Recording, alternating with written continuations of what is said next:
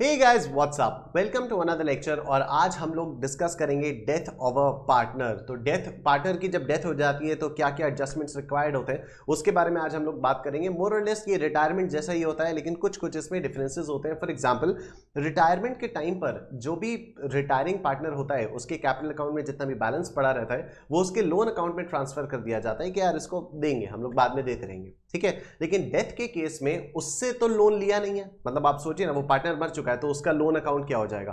तो हम लोग उसके अकाउंट में जितना भी बैलेंस पड़ा रहेगा उसको हम लोग उसके एग्जीक्यूटर, उसके लीगल एग्जीक्यूटर के अकाउंट में ट्रांसफर कर देते हैं, ठीक है। और दूसरा, जो जॉइंट लाइफ पॉलिसी का हम लोगों ने पढ़ा था, तो रिटायरमेंट के टाइम पर जब जॉइंट लाइफ पॉलिसी हम लोग सरेंडर करते हैं तो उसकी सरेंडर वैल्यू मिलती है, ठीक है। लेकिन यहां पर तो डेथ हो गई, और जॉइंट लाइफ पॉलिसी हम लोग करते ही क्यों है? डेथ के लिए करते हैं। तो जॉइंट लाइफ पॉलिसी में आपकी मेच्योरिटी वैल्यू मिलती है, ठीक है। In case of a death तो जॉइंट लाइफ पॉलिसी की आपको मेच्योरिटी वैल्यू मिलती है, राइट। तो ये तो दो डिफरेंसेस हो गए जो हम लोगों ने रिटायरमेंट से लेकर यहां तक पढ़ा था। रिटायरमेंट और डेथ में क्या डिफरेंसेस हो गए, दो एडजस्टमेंट से रिलेटेड, वो ये हो गए। एक तो ये कि पार्टनर के कैपिटल अकाउंट में जितना भी बैलेंस पड़ा रहेगा वो उसके लीगल एग्जीक्यूटर के अकाउंट में ट्रांसफर किया जाता है। और दूसरा ये होगा कि जो भी जॉइंट लाइफ पॉलिसी होती है तो डेथ के केस में जॉइंट लाइफ पॉलिसी की मेच्योरिटी वैल्यू फर्म को मिलती है और उसके बाद उसका ट्रांसफर किया जाता है, राइट। ओके, साथ ही साथ एक नया एडजस्टमेंट हम लोग यहां पर पढ़ने वाले हैं, वो है application of section 37 of the Indian partnership act. इसमें क्या होता है, पार्टनरशिप फर्म में अगर किसी पार्टनर की डेथ हो जाती है तो इमीडिएटली जो भी डाइंग पार्टनर होता है, जिस पार्टनर की डेथ हो चुकी होती है, उसके कैपिटल अकाउंट में जितना भी बैलेंस होता है इमीडिएटली तो फर्म उसको पे कर नहीं पाती है, ठीक है। अचानक से ह्यूज अमाउंट की मतलब आउटफ्लो आ जाएगा, ह्यूज कैश आउटफ्लो हो जाएगा, तो धीरे धीरे करके उसको पे ऑफ किया जाता है, ठीक है। तो अभी क्या होता है कि जब तक डेड पार्टनर का पैसा उसके लीगल एग्जीक्यूटर को नहीं दे दिया जाए तब तक फर्म में उसका पैसा इंक्लूडेड है, ठीक है। सपोज ए बी सी तीन पार्टनर्स है, पार्टनर सी की डेथ हो गई, अभी फर्म ने सी को उसका बैलेंस नहीं दिया है, मतलब सी का जो भी पैसा है वो अभी भी फर्म में पड़ा हुआ है, राइट। तो फर्म जो भी प्रॉफिट कमा रही है वो सी का पैसा भी यूज करके कमा रही है, एक तरह से सी का पैसा भी तो यूज करके फर्म कमा रही है। तो अब सी के एग्जीक्यूटर्स को ये जो प्रॉफिट कमाया इस पे कुछ हिस्सा देना होता है, ठीक है। हिस्सा दो तरीके से दिया जाता है, एक, या तो आप 6% इंटरेस्ट दे दो, 6% पर आनम पर इंटरेस्ट दे दो, ठीक है। कि सी का बैलेंस 1 लाख रुपए फर्म में पड़ा हुआ है, 2 महीने लग गए फर्म को सी को उसका बैलेंस वापस करने में, तो 2 महीने पर 6% पर आनम के रेट से आप इंटरेस्ट दे दो, ठीक है।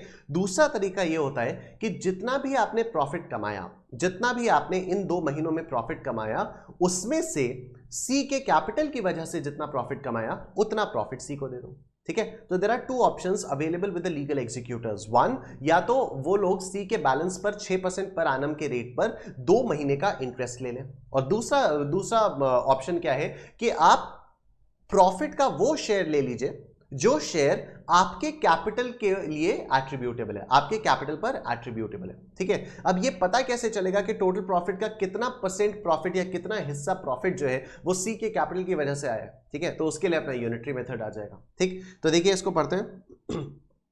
This would be best understood with an example. Suppose A, B, C are in partnership business, sharing profits and losses equally. C dies on 31st October 17. The capitals of the partners after all necessary adjustments stood at 50,000, 75,000, 1,20,000 respectively. A and B continue to carry on the business further without settling the accounts of C. मतलब C को अभी पैसा वापस नहीं किया गया. Final payment to C is made on 1st February 2018. कब मर गया था? 31st October 2017 को C की डेथ हो गई थी, तो नवंबर, दिसंबर, जनवरी, 3 महीने फर्म ने सी का पैसा यूज किया, 3 महीने फर्म ने सी का पैसा यूज किया। The profit made during the period of the 3 months amounts to 28,000 rupees. Now, in the above example, the firm continued the business for 3 months after C's death without settling the accounts of C. This means that along with the capitals of A and B, the firm also utilized the 1,20,000 rupees payable to C. ये रहा C का capital का outstanding balance कितना? 1,20,000. 1,20,000 payable to C on his death for earning the 28,000 profit in these 3 months. Now, the legal executors of C are entitled to either of the following. इनका option है, legal executors के पास option है कि आप दोनों में से कुछ भी ले सकते हो। पहला, amount of profit attributable to C's capital For this, our good old unitary method will come into play. Total capital used to earn profit 28,000 का 28,000 का प्रॉफिट अर्न करने के लिए 50,000 प्लस 75,000 प्लस 1,20,000 मतलब 2,45,000 रुपीज लग गए। ठीक है, तो अगर 2,45,000 से प्रॉफिट 28,000 आया तो सी वाला कितना शेयर था 1,20,000 से कितना प्रॉफिट आएगा। ठीक है, यही हम लोग यूनिटरी मेथड में करते आ रहे हैं कि 2,45,000 से अगर 28,000 प्रॉफिट कमाया तो सी का जो 1,20,000 है उससे कितना प्रॉफिट कमाया। हम लोग करते क्या है, क्रॉस में मल्टीप्लाई करते हैं, जो भी आता है उसको इससे डिवाइड कर देते हैं। तो 1,20,000 इंटू 28,000 डिवाइडेड बाय 2,45,000 ये कर दिया जाएगा। तो देखिए 120 into 28 divided by 245 this comes to 13,714। ठीक है, दूसरा ऑप्शन है interest on 1,20,000 eight 6% per annum for 3 months, तो ये आता है आपका 1800। जाहिर सी बात है जो लीगल एग्जीक्यूटर्स हैं वो 13,714 लेना चाहेंगे, 1800 क्यों लेना चाहेंगे। ठीक है, तो यही था आपका सेक्शन 37। ठीक है, अब बाकी इसमें टेक्निकल लैंग्वेज है उसमें पढ़ने की कोई जरूरत नहीं है। ओके, आप लोग जानते हैं कि हम लोगों ने जो भी एडमिशन और रिटायरमेंट वाले क्वेश्चंस करे, जो भी एडमिशन और रिटायरमेंट वाले क्वेश्चंस किए, उसमें जो पार्टनर होता था ना वो बड़ा कन्वीनियंटली या तो साल के बिगिनिंग में आएगा या तो साल के एंड में जाएगा। ठीक है, इसी टाइप का होता था। Partner, a new partner is admitted from 1st of April, a new partner is admitted और a partner retired from 31st of December, इस टाइप का होता था। लेकिन क्या इंसान को मौत तारीख देख कर आएगी? नहीं, क्योंकि मोहब्बत और मौत दोनों बिन बुलाए मेहमान होते हैं। ठीक है, कभी अलविदा ना कहना में अमिताभ बच्चन ने बोल दिया था, मोहब्बत और मौत दोनों बिन बुलाए मेहमान होते हैं। ठीक बात है, तो क्योंकि मोहब्बत और मौत दोनों बिन बुलाए मेहमान होते हैं इसलिए मौत तो कभी भी आ सकती है, मौत तो कभी भी आ सकती है। तो अगर कोई इंसान, अगर कोई पार्टनर साल के बीच में मर गया तो, अगर कोई पार्टनर साल के बीच में मर गया तो उस साल की स्टार्टिंग से लेकर उसकी डेट ऑफ डेथ तक जितना भी प्रॉफिट कमाया उस प्रॉफिट का हिस्सा भी तो उस पार्टनर को देना चाहिए था। ठीक है, अगर वो बंदा जिंदा रहता, मतलब जब तक वो बंदा जिंदा था तब तक उसने भी तो फर्म के प्रॉफिट्स कमाने में अपना कंट्रीब्यूशन दिया है, राइट। तो अगर उसकी डेथ साल के बीच में ही हो गई तो साल की स्टार्टिंग से लेकर साल के बीच तक का जितना भी प्रॉफिट कमाया उसका शेयर हमें डेड पार्टनर के लीगल एग्जीक्यूटर्स को देना चाहिए। ठीक है, अब उसका शेयर कैसे कैलकुलेट किया जाता है, या बेसिकली उसका शेयर तो कैलकुलेट करना बहुत आसान है, वो तो प्रॉफिट शेयरिंग रेशियो के बेसिस पे कैलकुलेट हो जाएगा। लेकिन साल के बिगिनिंग से लेकर डेट ऑफ डेथ तक का प्रॉफिट कैसे कैलकुलेट किया जाएगा उसके बेसिस पर हमारे पास दो तरीके हैं। उसको कैलकुलेट करने के लिए हमारे पास दो तरीके हैं, तो आइए देखते हैं। Since मोहब्बत and मौत are बिन बुलाए मेहमान, a partner won't usually die on the first day of the year or on the last day of the year. Therefore, he is entitled to the share in the profits from the beginning of the year till the date of his death. There are two methods for determining this. One is the time basis, the other is the turnover or sale basis. ठीक है, देखें time basis में क्या होता है। Time basis में हम लोग अज्यूम करते हैं कि the profit is earned uniformly throughout the year. For example, if profit for the year 2017-18 was 1,20,000 and a partner whose share of profit is 1/5 dies on 1st July 2018, that is 3 months after the beginning of the year, the profit from 1st April 18 to 30th June 18 will be calculated as follows. 1,20,000 का 3/12 is equal to 30,000। ठीक है, 1,20,000 into 3/12 is equal to 30,000। मतलब क्या होता है मैं आपको बताता हूं। मतलब ये हुआ कि ये देखो, ये चल रहा है आपका 1 अप्रैल 2017, ये ख़त्म हुआ आपका 31 मार्च 2018 और ये आया आपका 31 मार्च 2019। ठीक, 17-18 में प्रॉफिट कमाया गया 1,20,000, 17-18 में प्रॉफिट कमाया गया 1,20,000। ये बंदा यहाँ पर आकर 1 जुलाई 2018 को मर जाता है। 1 जुलाई 2018 को मर जाता है।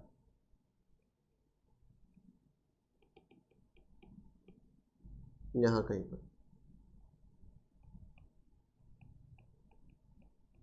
ठीक है। मतलब इन 3 महीनों में ये जो पार्टनर मरा है इसने भी अपना कंट्रीब्यूशन दिया होगा, तो इन 3 महीनों का जो प्रॉफिट आएगा उसमें जितना डेड पार्टनर का शेयर होगा उसको वो मिलना चाहिए। ठीक है, अब सवाल ये आता है कि इन 3 महीनों का प्रॉफिट कैलकुलेट कैसे किया जाए। तो हम लोग ये मानते हैं कि जो पिछले साल का प्रॉफिट है एग्जैक्टली वही इस साल का भी प्रॉफिट होगा।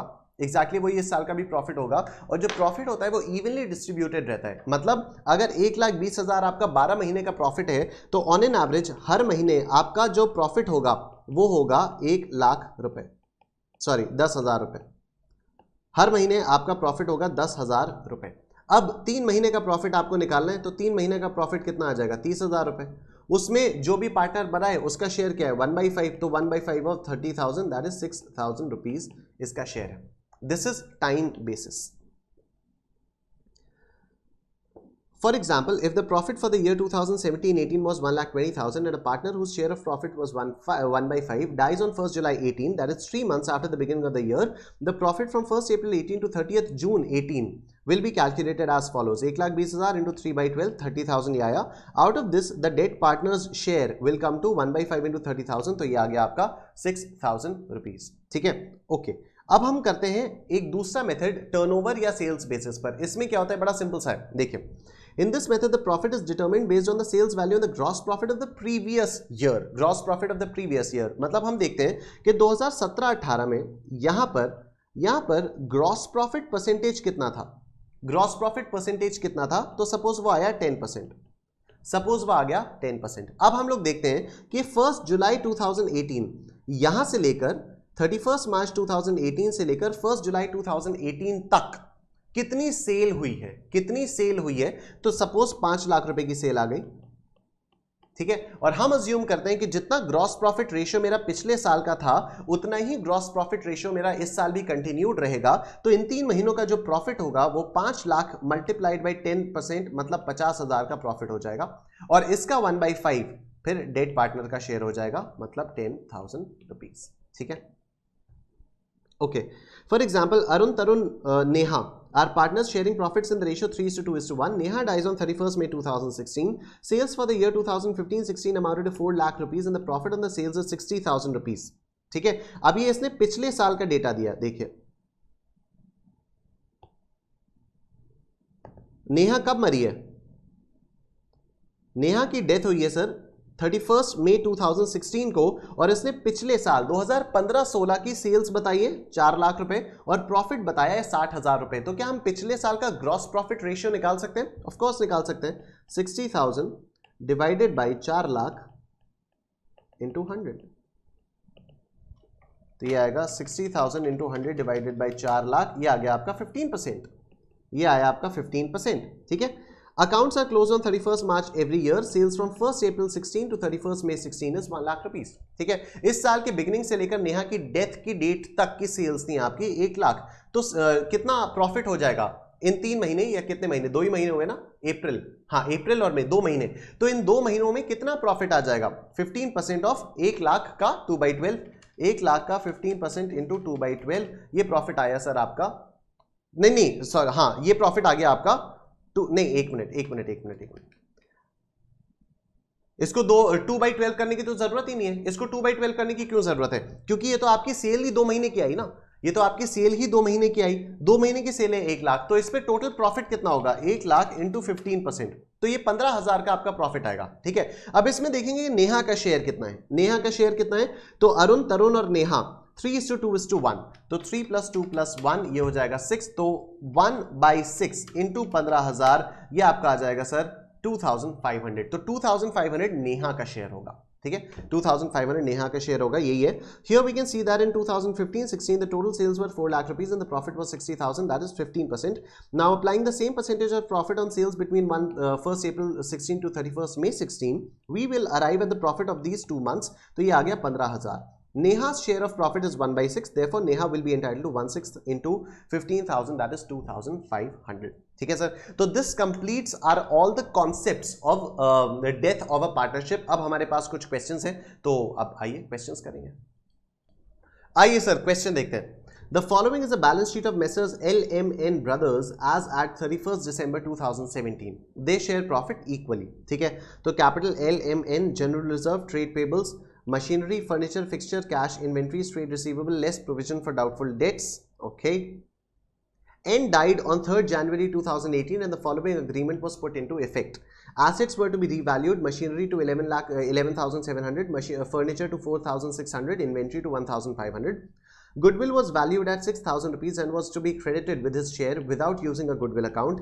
2,000 rupees was to be paid away to the executors and the dead partner on 5th January 2018. After death of N, L and M share profit equally. You are required to prepare the journal entry for goodwill adjustment, revaluation account and capital accounts of the partners. तो कोई दिक्कत वाली बात नहीं है, बहुत simple सा question है, बट ये क्योंकि आया हुआ है आपके कहाँ पर था ये क्वेश्चन?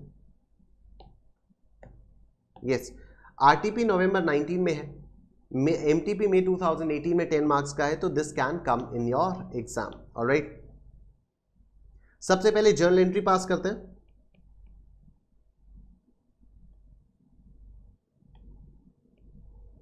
ओके, गुडविल कितनी वैल्यू की गई है?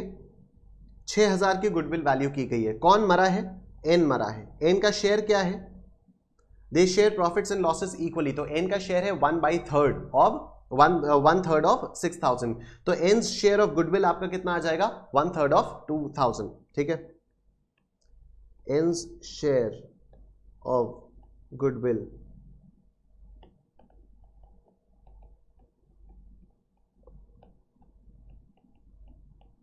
ठीक.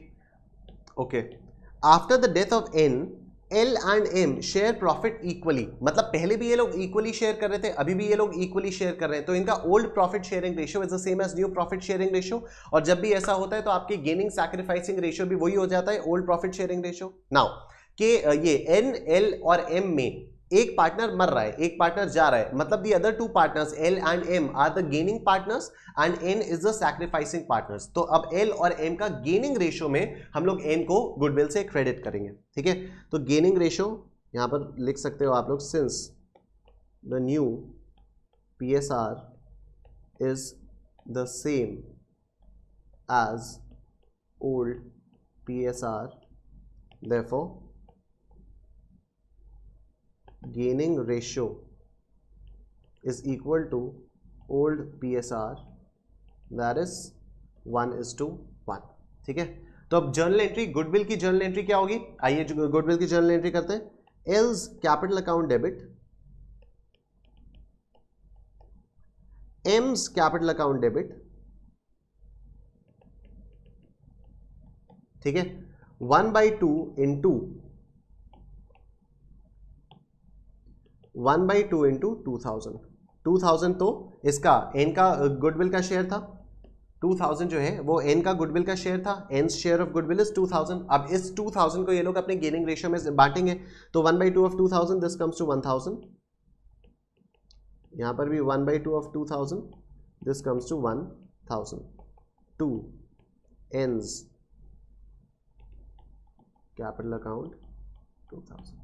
2 एन्स कैपिटल अकाउंट 2000. ये हो गई आपकी गुडविल वाली एंट्री. अब हमें बनाना है रीवैल्यूएशन अकाउंट.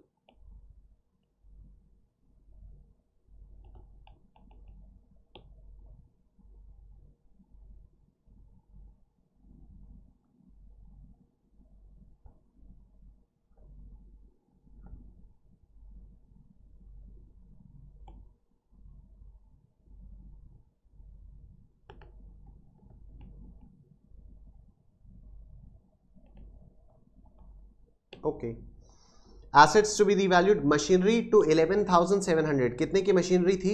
10,000 की मशीनरी थी. 11,700 में इसको करना है. तो 10,000 मतलब 1,700 से मशीनरी की वैल्यू बढ़ानी है. तो bye machinery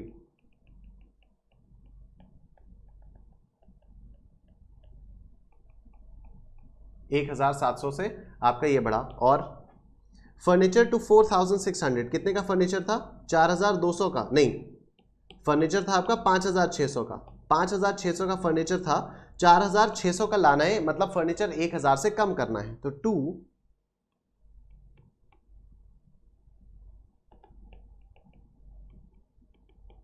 furniture account 5,600 minus 4,600, 1,000 से फर्नीचर आपका कम हो गया. और बताइए, इन्वेंट्री टू 1,500. कितने की इन्वेंट्री थी आपकी? 1,900 की इन्वेंट्री थी, 1,500 पे लाना है, मतलब 400 रुपए इन्वेंट्री का भी कम करना है. 2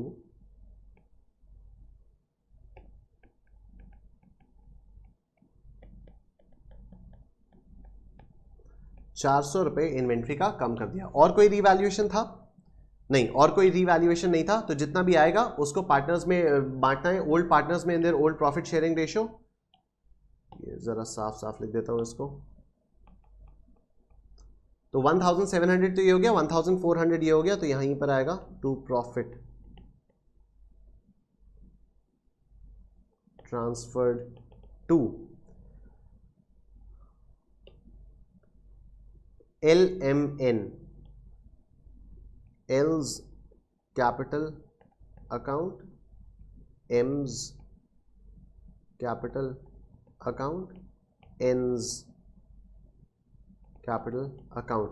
1700 minus 1400, 1700 minus 1400, this comes to 300 और इक्वल प्रॉफिट शेयरिंग है तो 100 100 100।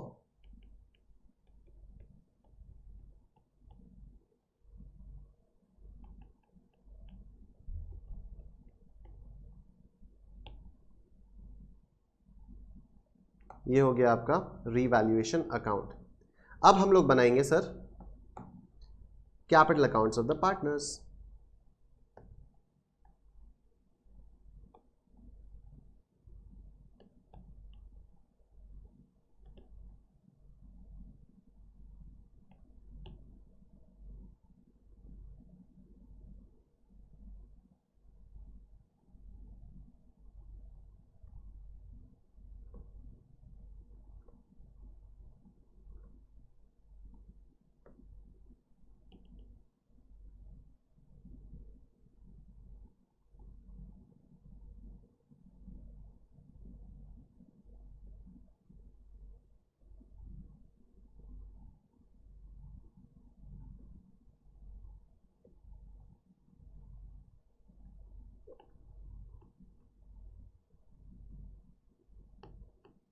LMN,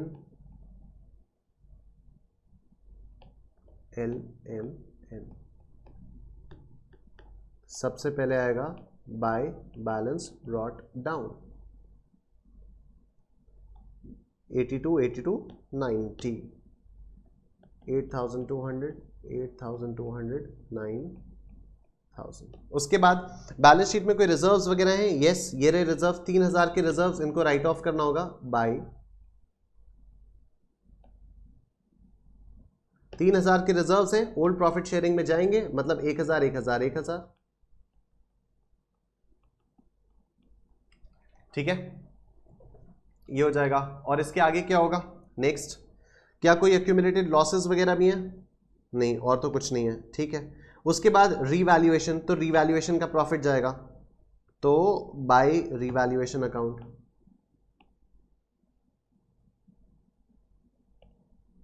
बाय रीवैल्यूएशन कितना? 100 100 100। बाय रीवैल्यूएशन में जाएगा आपके पास 100 100 100। आगे गुडविल, गुडविल वाला एडजस्टमेंट करेंगे। गुडविल वाली क्या एंट्री थी?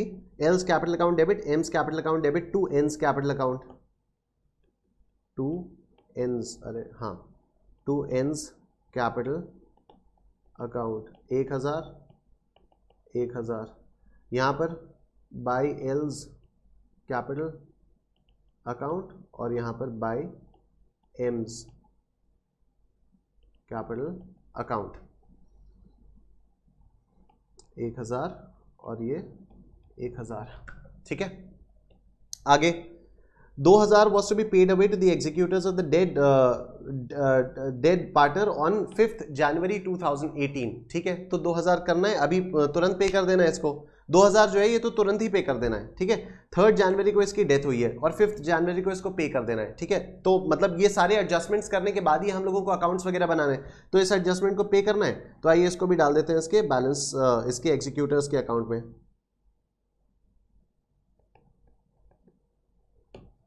एक सेकेंड, कैश कर देते हैं ना इसको। 2000 तो तुरंत पे कर देना है, एग्जीक्यूटर में थोड़ी करना है। टू कैश अकाउंट कितना पे करना है? 2000। ठीक है, एन को 2000 तो तुरंत ही पे कर देना है। आगे आफ्टर डेथ ऑफ एन ये प्रॉफिट्स इनके इक्वल लेंगे, तो ठीक है, जो भी बचेगा टू एन्स एग्जीक्यूटर्स में चला जाएगा, एन्स एग्जीक्यूटर्स में चला जाएगा। 9000 plus 1000 9,000 plus 1,000 plus 100 plus 1,000 plus 1,000 minus 2,000, तो दिस कम्स टू 10,100। ठीक है,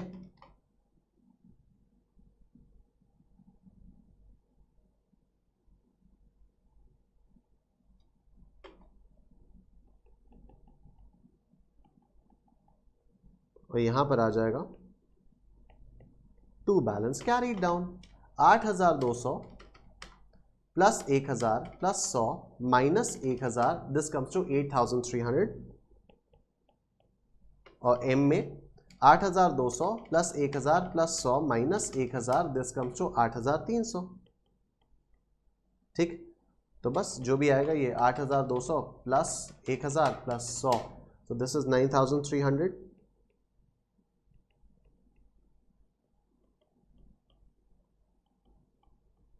सिंपल। ऑलराइट सर, ये क्वेश्चन आपका हो चुका है। आगे ये क्वेश्चन 2, 3, 4 जो है ये आपको मैं दिखा देता हूं, ये हम मेरे रेगुलर कोर्स में है, नहीं तो कुछ कुछ स्कैनर वाले क्वेश्चंस है, तो आप लोगों को इसकी भी वीडियोस में दिखा देता हूं। ठीक है sir, okay. Arup and Swaroop are partners. The partnership deed provides inter alia that the annual accounts be balanced on 31st December each year. Okay, calendar year का ही financial year है. That the profits be allocated as follows: Arup 1/2, Swaroop 1/3, and carried to reserve account 1/6. Okay. Usually क्या होता है कि profits का जो distribution होता है वो तीनों या दोनों पार्टनर्स में दिया रहता है कि ओके अरूप एंड स्वरूप will share the profits equally, या अरूप को अगर 1/4 मिलेगा तो स्वरूप को 3/4 मिलेगा। ठीक है, मतलब बेसिकली क्या होता है कि पार्टनर्स के शेयर्स को अगर आप टोटल करोगे तो आपका आंसर आता है 1। ठीक है, अगर ऐसा लिखा होता है अरूप को 1/3 मिलेगा और स्वरूप को 2/3 मिलेगा, अगर ऐसा होता है कि अरूप को 1/3 शेयर मिलेगा, स्वरूप को 2/3 शेयर मिलेगा, तो 1/3 प्लस 2/3 क्या आता? टोटल 1 आता। ठीक है, मतलब पूरा का पूरा प्रॉफिट पार्टनर्स में किस तरह से डिवाइड किया जाएगा वो यूजुअली क्वेश्चंस में दिया रहता है। यहां पर ऐसा नहीं है। अगर आप अरूप के शेयर को 1/2 मतलब 1/2 और 1/3 को प्लस करोगे तो आपका आंसर 1 नहीं आएगा, आपका आंसर 1 नहीं आएगा। मतलब हम अपने आप से, मतलब हम इसको, ये जो इंफॉर्मेशन गिवन है अरूप और स्वरूप की, इसी को profit sharing ratio between Arup and Swaroop नहीं मान सकते। इसी को profit sharing ratio between Arup and Swaroop नहीं मान सकते। हम लोगों को profit sharing ratio between Arup and Swaroop निकालना पड़ेगा। Right, I hope you are getting. किसी भी और क्वेश्चन में या जितने भी हम लोगों ने मेजरली क्वेश्चंस किए हैं उनमें अगर मान लो शेयर ऑफ प्रॉफिट भी दिया रहता है कि अगर अरूप का 1/3 है, स्वरूप का 2/3 है, ठीक है, तो 1/3 प्लस 2/3 करके 1 आता है। राइट, लेकिन यहां पर अगर आप 1/2 और 1/3 को ऐड करोगे तो 1 नहीं आएगा, तो हम लोगों को प्रॉफिट शेयरिंग रेशियो निकालना पड़ेगा। That in the event of death of a partner, his executor will be entitled to the following: the capital to his credit at the date of the death, ठीक है, उसका जितना भी capital पड़ा हुआ है वो, his proportionate share of profit to date of death based on the average profits of the last 3 completed years, okay, and his share of goodwill based on 3 years purchase of the average profits of the 3 preceding completed years। ठीक है, trial balance दिया हुआ है। Arup's capital 90,000, Swarup's capital 60,000, reserve 45,000, bills receivable, investment, cash, trade payables total. ठीक, profits for the 3 years were 2016 का 51,000, 2017 का 39,000, 2018 का 45,000। स्वरूप डाइड ऑन 1 May 2019। ओके, तो 2019 अपना जैसे ही स्टार्ट हुआ तो उसके 4 महीने बाद, जनवरी, फरवरी, मार्च, अप्रैल, ठीक, 4 महीने बाद ये 1 May को इसकी डेथ हो गई, तो इसका जो शेयर ऑफ प्रॉफिट्स होगा वो 4 महीनों का जो भी प्रॉफिट होगा उसमें से इसका जो भी शेयर बनेगा स्वरूप का, उसको वो दिया जाएगा। Show the calculation of Swarup's share of profits, share of goodwill, drop Swarup's executors account as would appear in the firm's ledger, transferring the amount to the loan account. ठीक है, सबसे पहले हम लोगों को क्या करना है? शेयर ऑफ प्रॉफिट्स निकालना है। शेयर ऑफ प्रॉफिट्स किस तरह से निकलेगा? His proportionate share of profit to the date of death, death की डेट तक का इसका proportionate share based on the average profits of the last 3 completed years. ठीक है, तो लास्ट 3 कंप्लीटेड ईयर्स के प्रॉफिट्स ये दिए हैं, इनका पहले हम लोगों को एवरेज निकालना है। तो आ जाओ, सबसे पहले प्रॉफिट्स ऑफ 2016 कितना है? 51,000। फिर प्रॉफिट्स ऑफ 2017 कितना है? 39,000। फिर है प्रॉफिट्स ऑफ 2018 कितना है? 45,000। टोटल प्रॉफिट्स कितने आए? टोटल प्रॉफिट्स आए आपके 1,35,000। ठीक, अब इसका एवरेज लेना है हम लोगों को, तो एवरेज प्रॉफिट्स आए आपके 1,35,000 डिवाइडेड बाय 3, ये हो गया एवरेज प्रॉफिट्स। ठीक है, अब हमें क्या करना है, ये तो एवरेज प्रॉफिट्स आ गए पूरे 2019 के। इसकी डेथ हुई है 1 मई 2019 को, मतलब हमें 4 महीनों का प्रॉफिट निकालना है। तो 4 मंथ्स प्रॉफिट कितना आ जाएगा, 45,000 इंटू 4/12। ठीक, तो ये हो जाएगा 45,000 इंटू 4/12 विच इज 15,000। ठीक, अब हमें इसमें से स्वरूप का शेयर निकालना है। तो स्वरूप शेयर कैसे निकलेगा, स्वरूप का शेयर किस तरह से निकलेगा, हम लोगों को पहले अब स्वरूप और अरूप के बीच में प्रॉफिट शेयरिंग रेशियो निकालना पड़ेगा। अब हमें अरूप और स्वरूप में प्रॉफिट शेयरिंग रेशियो निकालना पड़ेगा। ठीक है, तो आज उसके लिए वर्किंग नोट बनाएंगे। यहां पर हम लोग निकालेंगे स्वरूप शेयर ऑफ गुडविल, यहां पर हम लोग एग्जीक्यूटर्स अकाउंट बनाएंगे, और फिर यहां पर हम लोग प्रॉफिट शेयरिंग रेशियो निकालेंगे अरूप का और स्वरूप का।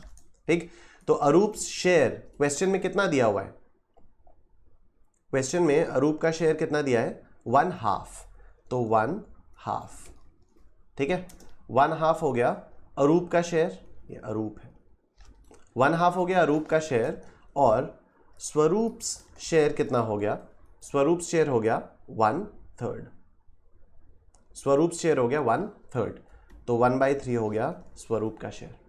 ठीक है, therefore PSR between them is equal to, PSR निकालना होगा, तो देखो 2 और 3 का LCM क्या आएगा, 6 आएगा, तो 2 और 3 का LCM हो जाएगा 6, 2 और 3 का LCM हो गया 6। अब देखो 2 इंटू 3 इज 6, तो 1 इंटू 3 क्या हो जाएगा, यहां पर लिख देंगे 3, अरे क्या हो रहा है भाई, यहां पर लिख देंगे 3।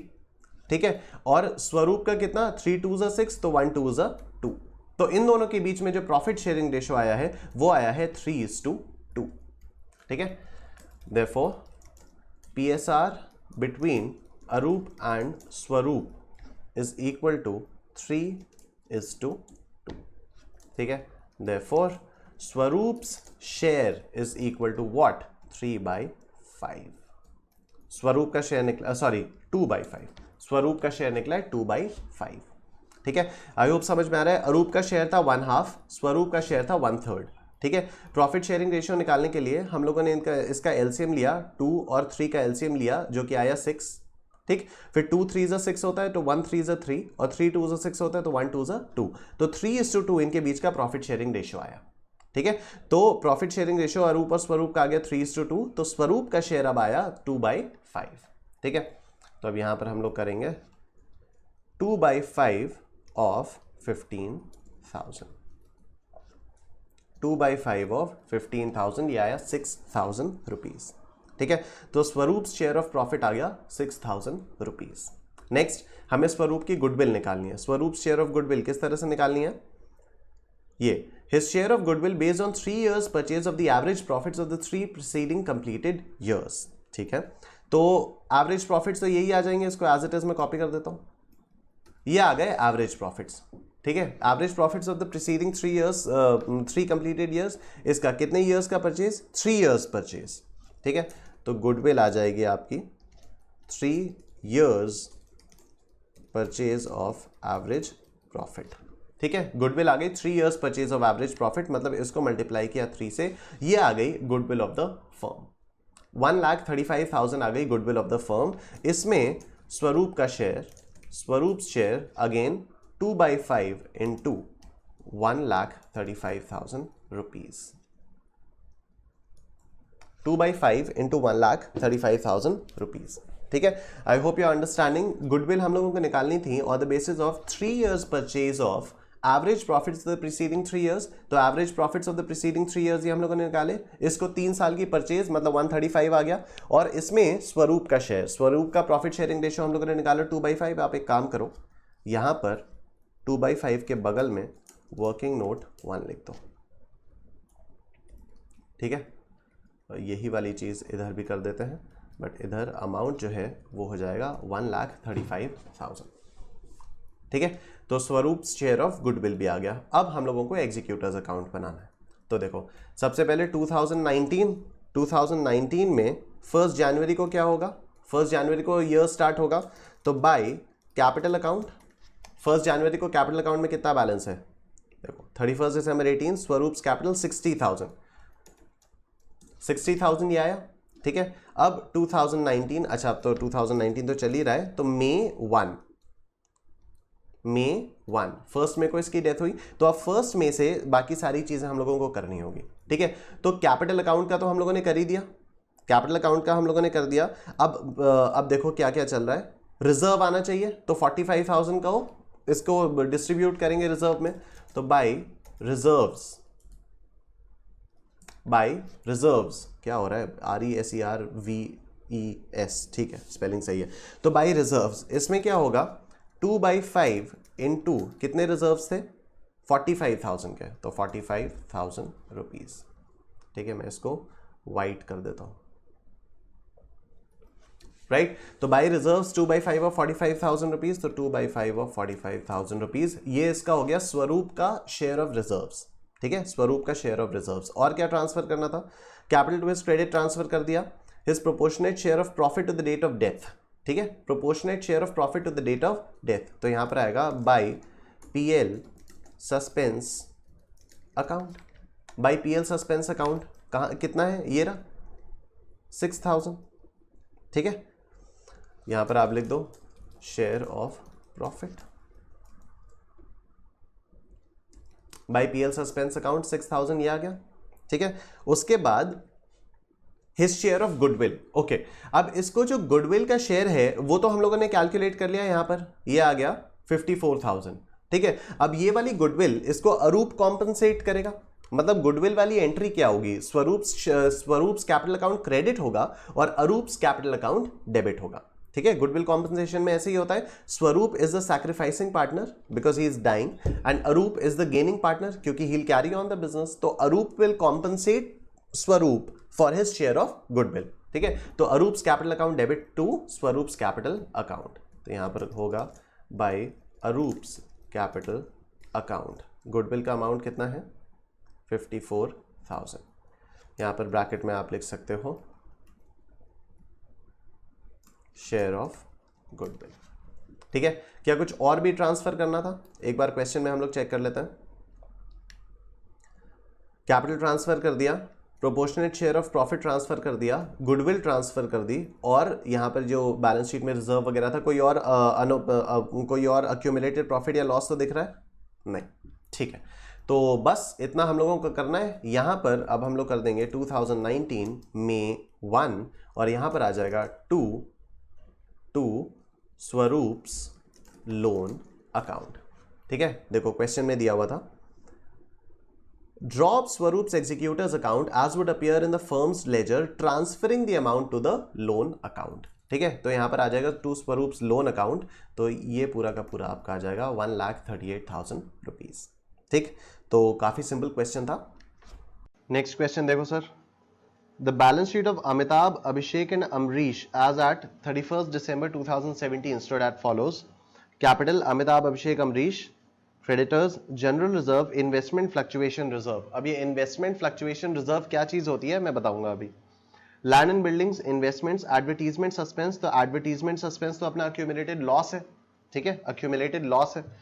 Life policy at surrender value, Amitabh, Abhishek, Amrish. Stock, debtors less provision for doubtful debts, cash and bank balance. Amrish died on 31st March 18. Due to this reason, the following adjustments were agreed upon. Sure. Land and buildings to be appreciated by 50%. Investments be valued at 6% less than cost.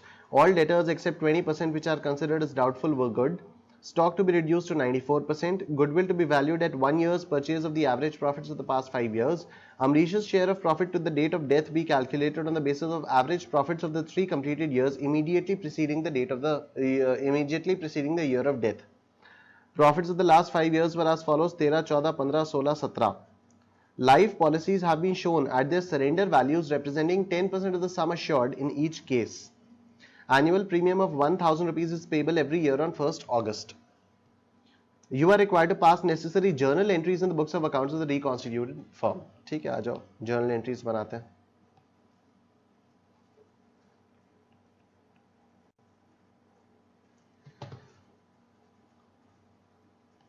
Journal entries,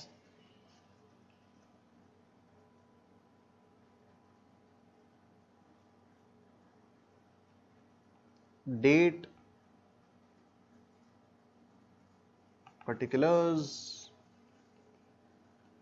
debit और credit.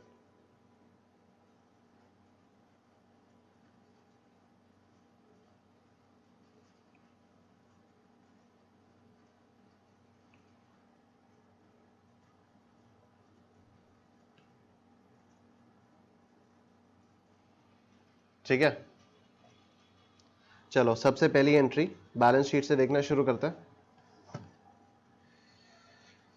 Capital Amitabh अभिषेक general reserve, general reserve को transfer करना होगा। क्या profit sharing ratio है इनका? Profit sharing ratio दिया ही नहीं है तो इक्वल मानेंगे फिर, और क्या। प्रॉफिट शेयरिंग रेशियो कुछ नहीं दिया तो इक्वल मानेंगे। तो 8000 को डिस्ट्रीब्यूट करना है हम लोगों को 3 पार्ट्स में। तो हम करेंगे general reserve account debit to Amitabh's capital account to Abhishek's capital account to Amrish's capital account. यही है ना, Amitabh Abhishek Amrish. Being general reserve transferred to partners capital accounts. ठीक है, 8000 का था तो 8000 डिवाइडेड बाई 3 आता है 2666.66 जो भी है 8000 2666 कितना हुआ ये 2 फिर 2668। ठीक है,